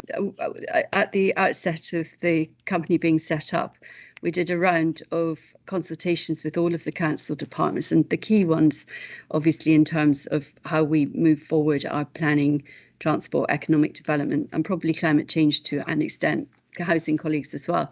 So we've worked extensively to build relations with those departments, understand their objectives in terms of what they're attempting to do, to look for common ground between how we can help them support their programmes and how we can work together to look at achieving the overall aims of the big plan, the existing local plan, etc. So it's an ongoing dialogue. The council have set up the Big Plan Delivery Board, which we're members of, and that's the locus for our deliberations with those council colleagues. But on a day-to-day basis, Sarah, as our commissioning officer, is both our overseer, but also our advocate with those departments. So she's our point of contact to help negotiate our relations with those departments. Equally, James Croker, who we've mentioned before, has been detailed to make sure that we've got an ongoing and informal discussion with all departments, so that there's both clarity of what their objectives are, but a dynamic discussion about where we can work together. Do you want to come back, Councillor Brooke? Not just at the moment. That was fine, thank you. But I will reserve the right to come back once I've thought through that. Thank you. We have Councillor Bartlett on the call, who's not a member of the committee. I indicated earlier that we take questions from those outside. He is, of course, chair of the Overview and Scrutiny Board. Councillor Bartlett, are you there? Yes, I'm here, John. Thank you. Would you like to ask your question? Yes, thank you. Firstly, can I apologise for being in scruff order? You don't normally see me scruffy like this. I normally dress up for these occasions, but I ran out of time before I joined the meeting this evening, so apologies for that. I'll keep it with it. I actually have 3 questions, John. I hope you don't mind. You did say 3 earlier on. The first one is actually more of a request than a question. I've noticed on the gateway process that the approval for investment is made before planning consent is obtained. I would really like to see more effort being made towards obtaining outline planning permission earlier in the gateway process, because the investment decision is made on the assumption that you will get planning consent. Essentially, that can be problematical, and we've experienced that already in Bournemouth. And I would just like someone to focus a bit more on getting outline planning permission earlier in the gateway process. So that's more of a request, if you could look at that. The second part is about the decision-making process. And when I look at the decision-making process, you have on the Future Places Board, and they are advised by the Future Places Advisory Board. Okay, and then that proposal is then made to council, and it either goes to cabinet or it goes to full council as advised by the Regeneration Board. Now, I have a sneaky feeling here that 2 members of the Future Places Board will be on the Regeneration Board. Now, I might be wrong, but I'm making an assumption that that would include the leader and the deputy leader and also the portfolio holder for regeneration. It's difficult to see how you can have a regeneration board without those people on it. So straight away, you've got somebody making the proposal and then somebody making the decision. There should be a Chinese wall between the two. And, it's very easy to see how you can see somebody who's got a bright idea can then be on the other side of the Chinese wall and saying, yes, that's a really good idea. And that then probably brings me to the third point, and that is actually the value chain between the strategic direction for regeneration, the tactical plans for regeneration, and then followed by the operational plans. Now, hey-ho, we have the deputy leader of the council, who's the portfolio holder for regeneration, sitting at the strategic level, then at the tactical level, and then also as a board member of Bournemouth Homes and Property Limited, as a director of that company. one individual is on each level of the value chain. That is totally inappropriate in my view, and it really needs to be looked at, because you do need some separation there. So I've got concerns about the separation between the proposals for future places and the decision making by the council, and even further down the value chain about, you know, placing potential contracts from those decisions to another company. Now, notwithstanding all that, I do understand, of course, that all of those companies are owned by the council. And I understand that. And of course, on the, you know, the mitigation side of all of that, overview and scrutiny does have the ability to call any of these issues and all of these organisations to account through the overview and scrutiny process. So I do understand that there is a mitigation about it, but you know, the real concern I guess I've got is one of transparency, and how these decisions are going on and the work going on in the background is then communicated to the rest of the council, so we know for sure what's going on. So that's it. Thank you, John. Thank you very much indeed. Who's going to respond? Mrs. Yeah, Longthorpe? Thank you, Chair. I'll have a go. The Chief Exec Graham has just contacted me. He's going through the New Forest at the moment, so he's got sort of sporadic connection, so may or may not be listening in. Thank you, Councillor Barron. With regards to sort of, you know, the gateway process and the investment, you know, before sort of planning, you know, absolutely recognise that risk, and you know, we've seen that before with other projects. You know, not all of the projects may require planning. Some may be disposal. We know that will be very project specific, and I think, you know, that will be fundamental that that's considered as part of a business case. So fully take that point on board. With regards to the sort of decision making, you know, I think the Regen board is now the big plan board. Sorry, the names keep changing, and it's keeping up with these we things. But the role of that big plan board is very much, you know, the supporting, overseeing, and coordination really of the successful delivery of our key sort of, you know, regeneration objectives and work streams, not just through Future Places, but through our other key strategic, you know, delivery partners as well, so that we achieve those ambitions set out in the big plan. I think you're right. The leader and the deputy are on the big plan board, but I think the key factor there is it's not a decision making board. I mean, there's no decisions, you know, there's no decision making power there. That's, you know, that's back through the council, the cabinet process. So I think that was the only couple of points I had there to respond to you on.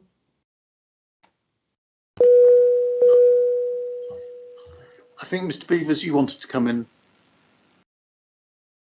Thank you. Yes, if I could just comment on the planning point that Councillor Bartlett raised.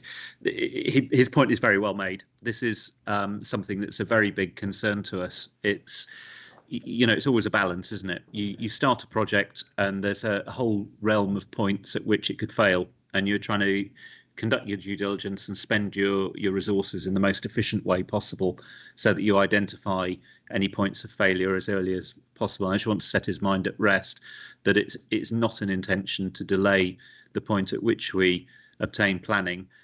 It's simply a recognition that there is a lot of work that needs to be done on the more complex sites before you get to that point. But I absolutely take his point on board that we do need to be mindful of planning risk and spend any money on due diligence that we do in the most efficient way possible, so that when we arrive at that point, any risk of failure is minimised.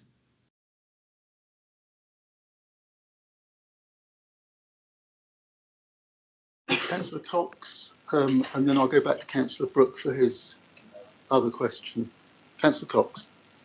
Thank you, Chair. I've got a few, but I'll just concentrate on the main one, really, which is I just wanted to say I completely agree with everything you said when you were talking about it, and I think you put your finger on it, as did Councillor Bartlett, not Councillor Barron, when he was in his questions. There is, I think, a fundamental problem with governance here, and that's, and I'm afraid, but politics does come into it, and the fact that there are two members of one party who seem to be on everything, and that doesn't allow communications to the other groups, is a real serious issue.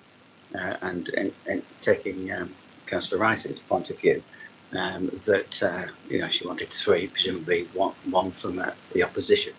I think it's perfectly laudable. I would prefer to keep it to 2 and have one of each. And I think that would be far better. Now, the main point I wanted to make really was to do with the various governance documents that that Sarah outlined there, which seem to me, if you'll excuse the expression, a bit like the book in Craig Beaver's library, War and Peace. So I'm paying attention. It just goes on so long, and that's what I meant by taking the worst of each side of the equation from public sector to private sector. You've got a shareholders agreement. It's probably a massive shareholders agreement. There's one shareholder. Why are we spending so long on one shareholder? If we're the shareholder, you don't need a shareholders agreement, or you need a very, very small to start off with. And there are so many plans. You have a business plan. When you went through, Sarah, the commissioning plan, that to me sounded like a business plan. Virtually every 90% of it was a business plan, not a. I don't know what a commissioning plan is, but it all sounded like a business plan. So I really feel as though those documents that have been outlined now for it is, to use an expression, it's tying Gulliver down by the Lilliputians. And they can't move, and the people who are supposed to be doing, which outline is great work. Some great ideas here, but they're going to be tied down in bureaucracy, and that's my concern. Is that we're not getting the best value for what we're investing in here. And at the end of the day, we're investing taxpayers' money. £8 million on a loan. I wouldn't want to see any of that written off. And we've already invested £3 million a year for the next few years in terms of direct input from the council. So I am concerned that we're not getting the best value for money for this company. I'm not sure whether there was a question in there specifically or not. Does it need to? I suppose the question is, it's a question for the directors, Craig Beavers and Gail. These governance documents, do you feel that they're overkill? Councillor, thank you for the opportunity, and Chairman's comments as well. I think what we're hearing from both of you is the need for a degree of streamlining, so that in fact that process is one that has a degree of lightness of touch to it. Now, if that, I can see there's a tension between your desire for transparency, governance, but also streamlining, and we will certainly take that away and consider a response to that. Thank you. That would be very welcome. I don't really want us to get hooked too much on who's on the board of the company. I mean, at the end of the day, if it's the leader and the deputy leader, they stand or fall by their performance politically in that as in anything else. I don't think that's necessarily at the heart of what would be concerning me, but the points that others have been making, and indeed I have made myself, now being picked up, I think really are important, because unless we can have that clear and transparent view over governance, we're not going to be able to hold anybody to account specifically, and that can't be the right way forward. So I hope you're going to be able to deliver that that response in a timely way and in a practical way. I think that would be very welcome, actually. Could you be a bit more specific about what it is you're proposing, please?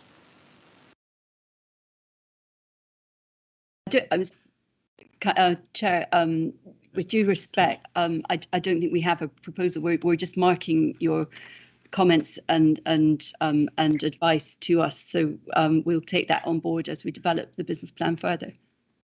Well, the reason I phrased it as I did is that audit and governance will want to know what the outputs from this evening are, and unless that is forthcoming, there won't be any. And that was the reason I was asking the question. And I think just on that point, Chair, as we've mentioned before, there is the gateway approval process in place. You know, Future Places are working to that gateway approval process, and they will be preparing their business cases and bringing them through the cabinet to cabinet, you know, for consideration in accordance with that gateway process. And you know, we do need to get some coming through, you know, through the process for consideration, so that we can then look at and see if this process is working.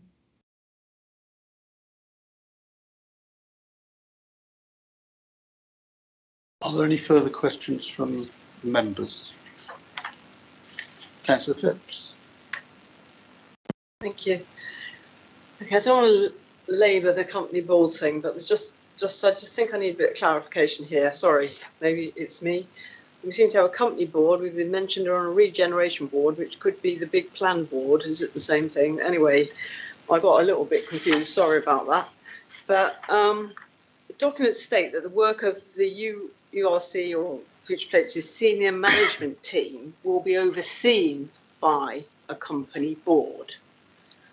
So who's the senior management team? Presumably you guys are. And how do they differ from the company board members? What's the difference there? And also the role of the service director is identified in the commissioning plan. Who sorry if I'm asking these questions, but I just want to know, who is actually the service director for Future Places? And when you have meetings, or there are board meetings or whatever meetings, are there likely to be any minutes that will be published anywhere, as this is a council company? How transparent will it be with minutes? So that's that bit. And then I just want one more thing I sort of want to explore. It's probably a bit controversial, but I'm afraid that's probably why we're here. We all pretty much know that the first year's budget, I believe this has come out, I think it's been in the press or somewhere, it's about 1.1 million in the first year alone. And we're aware that directors are obviously on quite significant salaries. So we would have thought that actually for those salaries, they would be doing quite a lot.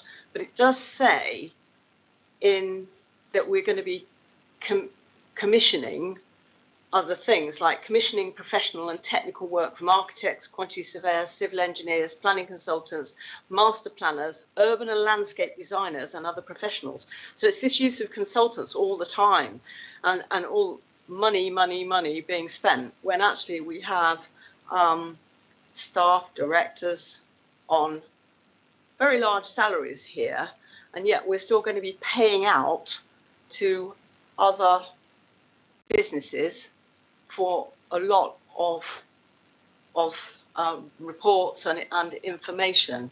And I just wonder how that sits, whether this is actually value for money, really. I'll just leave it there for the moment. Thank you. Thank you, Councillor Phipps. If I start to address some of those points, and then I can see Craig's already got his hand up, so I'm sure he will add to that.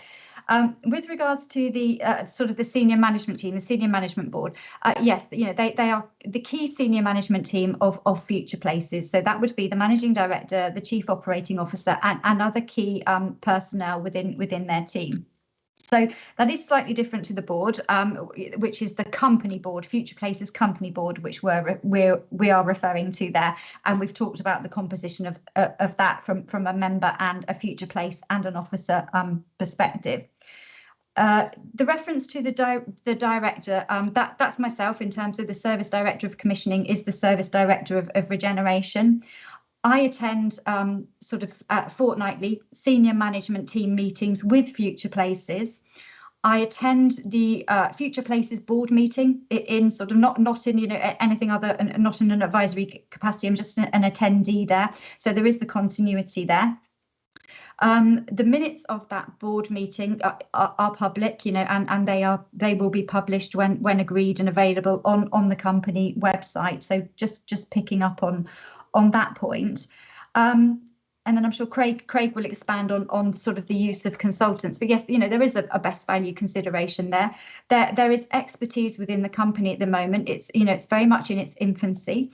It is appointing the necessary skills and expertise to undertake a lot of the development management services that it's supplying to the council. But that in some circumstances that will require the appointment of third-party consultants in specialist areas. So that will need to be bolstered. But it would be very much sort of the hope and the aspiration that the core team is built up and can provide as much capacity and expertise as it can, and then we are just outsourcing where we really need to. And I'll hand over to Craig at that point. Thanks, Sarah. I don't think I can add very much. I think the only point that I would make on the board and SMT point is that in common with most companies, it has executive directors and it has non-executive directors. Gail and I are executive directors. We're there at the coalface working in the company, and we are there to be accountable and to report to the board on those things that happen on a day-to-day basis in the company. There is, as has already been stated, a plan to build the board out with non-execs, whose job it will be to very much hold our feet to the fire and make sure that we're delivering. At the moment, that role is filled by Councillor Mellor and Councillor Broadhead, who are the non-execs on the board. And there are a range of council officers, not just Sarah Longthorpe, who attend our board meeting. It's also attended by Head of Legal and Head of Finance, to provide that scrutiny and overview. And as Sarah says, the minutes are available for the board meetings that have been approved. On the second point on the team, this is an interesting question. It's a bit of a philosophical one. There's really two ways that you can build out a company like Future Places. One is that you say, okay, there are a range of skills that we need, and we will hire in all of that resource and put it on the payroll and have our own people that do that. Clearly on an hourly basis, that's cheaper. The issue is, can you deploy them for all of the hours that you employ them for? It's very much our experience that there's an arc throughout the life cycle of a project, and you need different skills at different points through it. So I think it's been identified that we've got a number of architects that we're employing and technical consultants who do work. It is very much the case that we need those people for short, sharp periods throughout the development of a project. And it's the view of the company leadership that it would not be efficient to hire all of those people and have them on payroll. It would be very much more expensive, and therefore we rent in those services as and when we need them to provide the best value solution to those technical requirements as they occur. Thank you, Mr. Beavers. I'm going to try and wrap this meeting up before too long. Okay. Just come back on one thing. If you could come back briefly, yeah, it will be. Councillor Phipps. Then I've got a very brief question from Councillor Cox, and I'll just set out quickly what it is we're going to do after that. It's just, so, Councillor Phipps. Just following on to that, are there any published job descriptions for the directors? That's a pretty simple question. And the other thing is, will Future Places be publishing its own register of interests? You know, we all have to register our interest. Is that something that you will be publishing? There is sorry, Mr. Beavers. There is a register of interest. I'm not quite sure what the arrangements are once it gets back to the council, but I can assure you that those interests are documented and are held by the council. And sorry, what was the second part of the question? Are there job descriptions for all of the directors? Yes, there are. So where are they? Sarah, they're certainly with your department. I don't know where they've gone in terms of publication beyond that within the council. So job descriptions were advertised, and available on where they were advertised, and held on our files. So yes, they are held by by us centrally. Sorry, Councillor Cox. Thank you, Chair. It's really to do with the communication and engagement, consultation engagement slide you were talking about. There's kind of 2 points I wanted to make. Well, one in terms of your community community communications, there was a passing remark there to consultees, but as usual, unfortunately with BCP, there's scant regard for the local parish and town councils, and I think those should be specifically consulted with, which I appreciate one may have been, but certainly we haven't been. We as Christchurch Town Council haven't been. And the other one you mentioned the regulated. I think Sarah, you mentioned regulated arrangements for local developers, which I think was an interesting remark because you laboured the point. And I just wanted to know will that be published? Because I think a lot of people will be paying particular attention to the regulated arrangements for local developers, if that's the case. Mrs. Longthorpe. Yes, sorry, Councillor Cox. I'm not sure where I made reference to regulatory arrangements for local developers. You definitely were talking about communications with developers. You were talking about communications generally, and you talked about developers. I think you mentioned it. I think sorry, I beg your pardon. It might have been Craig and Gail mentioned it when they were going to London. But somebody mentioned the fact that there would be. I've got it written down here: regulated arrangements, or maybe registered arrangements, but handwriting. So, and if there are, which sounds as though there will be, and I agree there should be, will those get published? Councillor Cox, answer first of all your question about contacts and engagement with the parishes. We're very much embarked on that process, and I think we have in fact spoken with your fellow councillors at Christchurch at some length about their aspirations and engagement with Future Places as an organisation. Part of the discipline of how we want to take forward and are taking forward our projects is to commit to a very much more robust early stage of consultation with all statutory and other relevant consultees. We've just been through a very intensive process of engagement in Pool Keys, probably to the extent that some of the stakeholders are rather scunnered with speaking to us. But we have that built into our operating arrangements, and we will continue to do that. We've got a senior member of staff who's detailed with doing that, and that will continue as we work through the project. So I hope that reassures you. But we, we're very much open to discussions as well. So if anybody has issues that they wish to raise with us, we are here. We've got channels of communication for picking up those conversations. On the second point about the development industry, we're setting up a group that we're calling the Building BCP Group that will have its own terms of reference, and we'll run that past the council through whichever the appropriate channel is. Sarah Longthorpe is going to be key point of contact on that one, and we'll take that forward as it's being set up. It's in process of being set up at the moment. And just on that point, obviously we'll work very closely with economic development colleagues, and the employment sort of sector clusters, because there is a sort of a construction cluster as well, to make sure that they're in the loop on that. Thank you. Did you want to come back briefly on your question? Not on I was a new going to question. clarify. No, it's not a question. I was just going to clarify something about the communication with Christchurch, which Gail has just mentioned, because you were shaking your head. And I think you might have been referring to James Croker coming to Herne Parish Council. The reason he came there was basically because we invited him, because we had no idea what was going on about the big conversation. We asked him to come, that's all. So that's what it was. Councillor Cox. And I do appreciate. I think you came to speak to the Christchurch Unitary Authority councillors.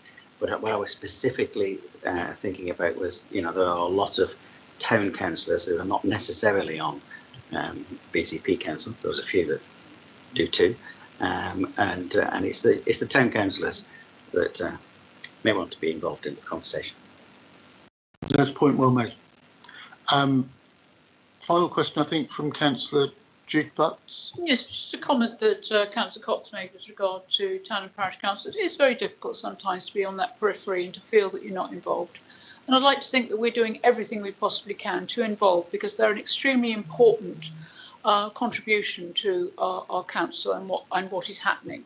So I'd like to think that our officers can take that away and make sure that everybody across our broad breadth provision has an opportunity to contribute and communicate their feelings and those of their residents. So I would support Councillor Cox and Councillor Phipps in that it is extremely important, because we do need to know the minutiae of detail that's coming forward. So if that is a failing, I think the officers have listened and see that they've already put that in train to provide for that. But it's a point well made, and I would certainly like to think that, especially the people of Christchurch who do have those parish councils, that they have that opportunity to be able to communicate at a real level where we can hear what they say and act accordingly. Thank you, Mr. Chairman. Thank you. I think the shorthand for that is there's not much point having set up various bodies if they aren't then integrated into the structure and system of the council. Indeed, Mr. Chairman. So I think that's really important. Now, I've got one question I wanted you to perhaps either respond to or to think about, and it may be better for you to think about. I'd then like to go to Mr. Stannard, our internal audit, and I then want to perhaps suggest a way forward out of this evening's meeting. So my question, passing reference was made a number of times to ESG issues. That's environment, social and governance issues. At the very heart of very many things within the LGPS and indeed councils across the country. And what I'd like you to either respond to or to think about is that's all well and good, and I hear a lot of stuff about it in other areas of the work that I do. But what really matters is how those principles are embedded into the structure of an organisation to make a meaningful difference around the three principles that they represent. Because without that, they're just fine words and they don't mean anything. I believe that those principles are really, really important, and particularly given the position of this council around climate emergency and all the rest of it. So that's the environmental bit, but it is also the social and the governance bit that often get, if you like, left a bit behind because everybody's focused on the environmental part of it. So I wonder if you could give me your response to that, and if it's that we'll go away and we'll come back with a fulsome answer, that's fine. Mr. Chairman, thank you for the opportunity to actually to talk about this. You will see in our business plan that we're committed to trialling a draft stewardship standard, a stewardship kite mark across all of our projects, and we'll send that across to you just to reinforce the point that it picks up on all of the issues that you're talking about and more, in point of fact. So it sort of takes the various different ESG standards and looks at how they could be quantified and measured in terms of the performance of schemes.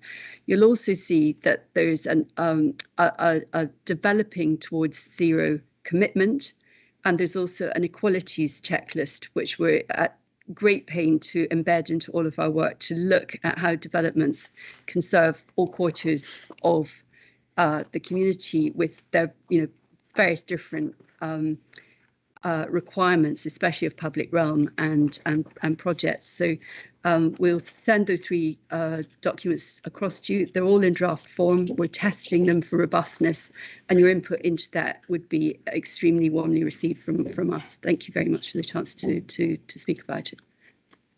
Thank you very much indeed, and I'm grateful for your response. I wonder if I could ask you, Mr. Stannard, from the internal audit perspective, there was reference made to both internal and external audit. Well, obviously, external auditors aren't here this evening. I just wondered whether you could respond as to A, your involvement thus far, and B, any issues that you think we should be made aware of as the Audit and Governance Committee around what we've heard as it applies to internal audit. Thank you, Chair. It's very simple, really. We're treating the URC as a as any other service unit. So they'll be incorporated into our, they're a tech company, as we've heard, we'll be incorporating them fully into our audit program. So they'll be subject to the same key assurance elements that any other service unit in the council is.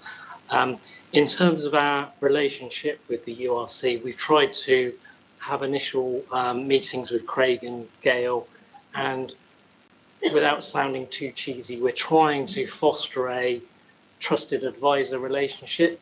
So where the URC, they're new to BCP, things like financial regs, for example, they might not be conversant with what's required at certain transactions, say, for example. So we're trying to create that relationship that isn't just about retrospective look back. I think it's probably the fairest thing to say.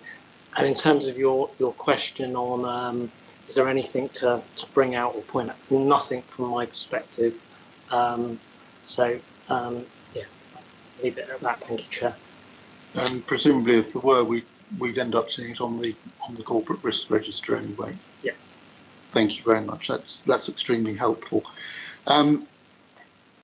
We've had a good go at this evening, and we don't like our meetings to overrun. So I'm going to try and pull this together very briefly, if I may. So we raised the issue that we wanted to understand the proposal perhaps better than we did, and we wanted to test those governance arrangements. And a number of members have raised numerous issues around that, to which we've had answers. I don't want to just leave it lying there as though the job has been completed, because clearly it hasn't, and you are evolving the business in any case, and Future Places is at a relatively early stage, isn't it? What I think I would find helpful would be if, in response to the principal concerns as applies to governance, if you could perhaps put something together in consultation with myself and the Vice Chairman that addresses these issues, so that we can have some follow through from members of the committee. Because I think there will be opportunities again in the future to look at the arrangements both for Future Places and indeed for other parts of the council, as we frequently do. But we do need to, if you like, put a line in the sand as to what's been accessed this evening, what's been responded to this evening, so that we can build on that for the future. Because in 6 or 12 months' time, it's quite likely we won't remember the detail so well of what was either agreed or what was asked. And I think it's important that we do that so that members of the committee can then reflect on those issues, and we can then discuss later whether or not we want to come back on anything for greater clarity. I'm quite happy to do that, if you like, with you, and then communicate that back to the committee. And indeed, the other issues that then come forward, which I'm sure there will be some, can be brokered, if you like, through myself and the Vice Chairman, so that we actually have a continuity of process, and that any issues or concerns, it's probably more about concerns that have been addressed, can then be looked at in greater detail by members of the committee. So could that be done? And if so, what sort of timescale could you envisage for it? Do you want to take that one, Mrs. Longthorpe? Yeah, yes, I think we'll sort of catch up after that with Future Places. I think a key point, which I know I have made earlier, is we do need to allow Future Places to work through this governance procedure and present their outline documents and their business cases back through council and cabinet to really test it. But take on board your comments, chairs, and we'll make a copy of the presentation available to all of the panel, and we'll follow this up with you afterwards. Thank you very much. Is that a way forward that gets the support of the committee? Thank you. And as we always try to do, if you've got specific concerns or issues, communicate them through me, and I'll do my very best to make sure that they get responded to promptly. So, if I could just bring this together and to thank the Future Places team, and to thank in particular Gail Mayhew, Craig Beavers, Sarah Good, who I know has been there throughout, even though we haven't actually seen or heard from her this evening, and of course for you, Sarah Longthorpe, as the Director of Regeneration, and the work that you've put into your presentation this evening, and the responses that all of you have been making to the questions. I'm sure we all want this to work and to work well. We just want to make sure that in terms of governance, we are involved where it's appropriate, and that we can then be satisfied with the way that this is being taken forward. So I think it's been a very useful discussion. Thank you all very much indeed for preparing it and delivering it. And most particularly, thank you very much to members of the committee and indeed those who've been online watching the proceedings tonight, or indeed taking part in them. Thank you for what you've done. We will come back to these issues again, I'm sure, and I'll close the meeting now at 8:25. Good night.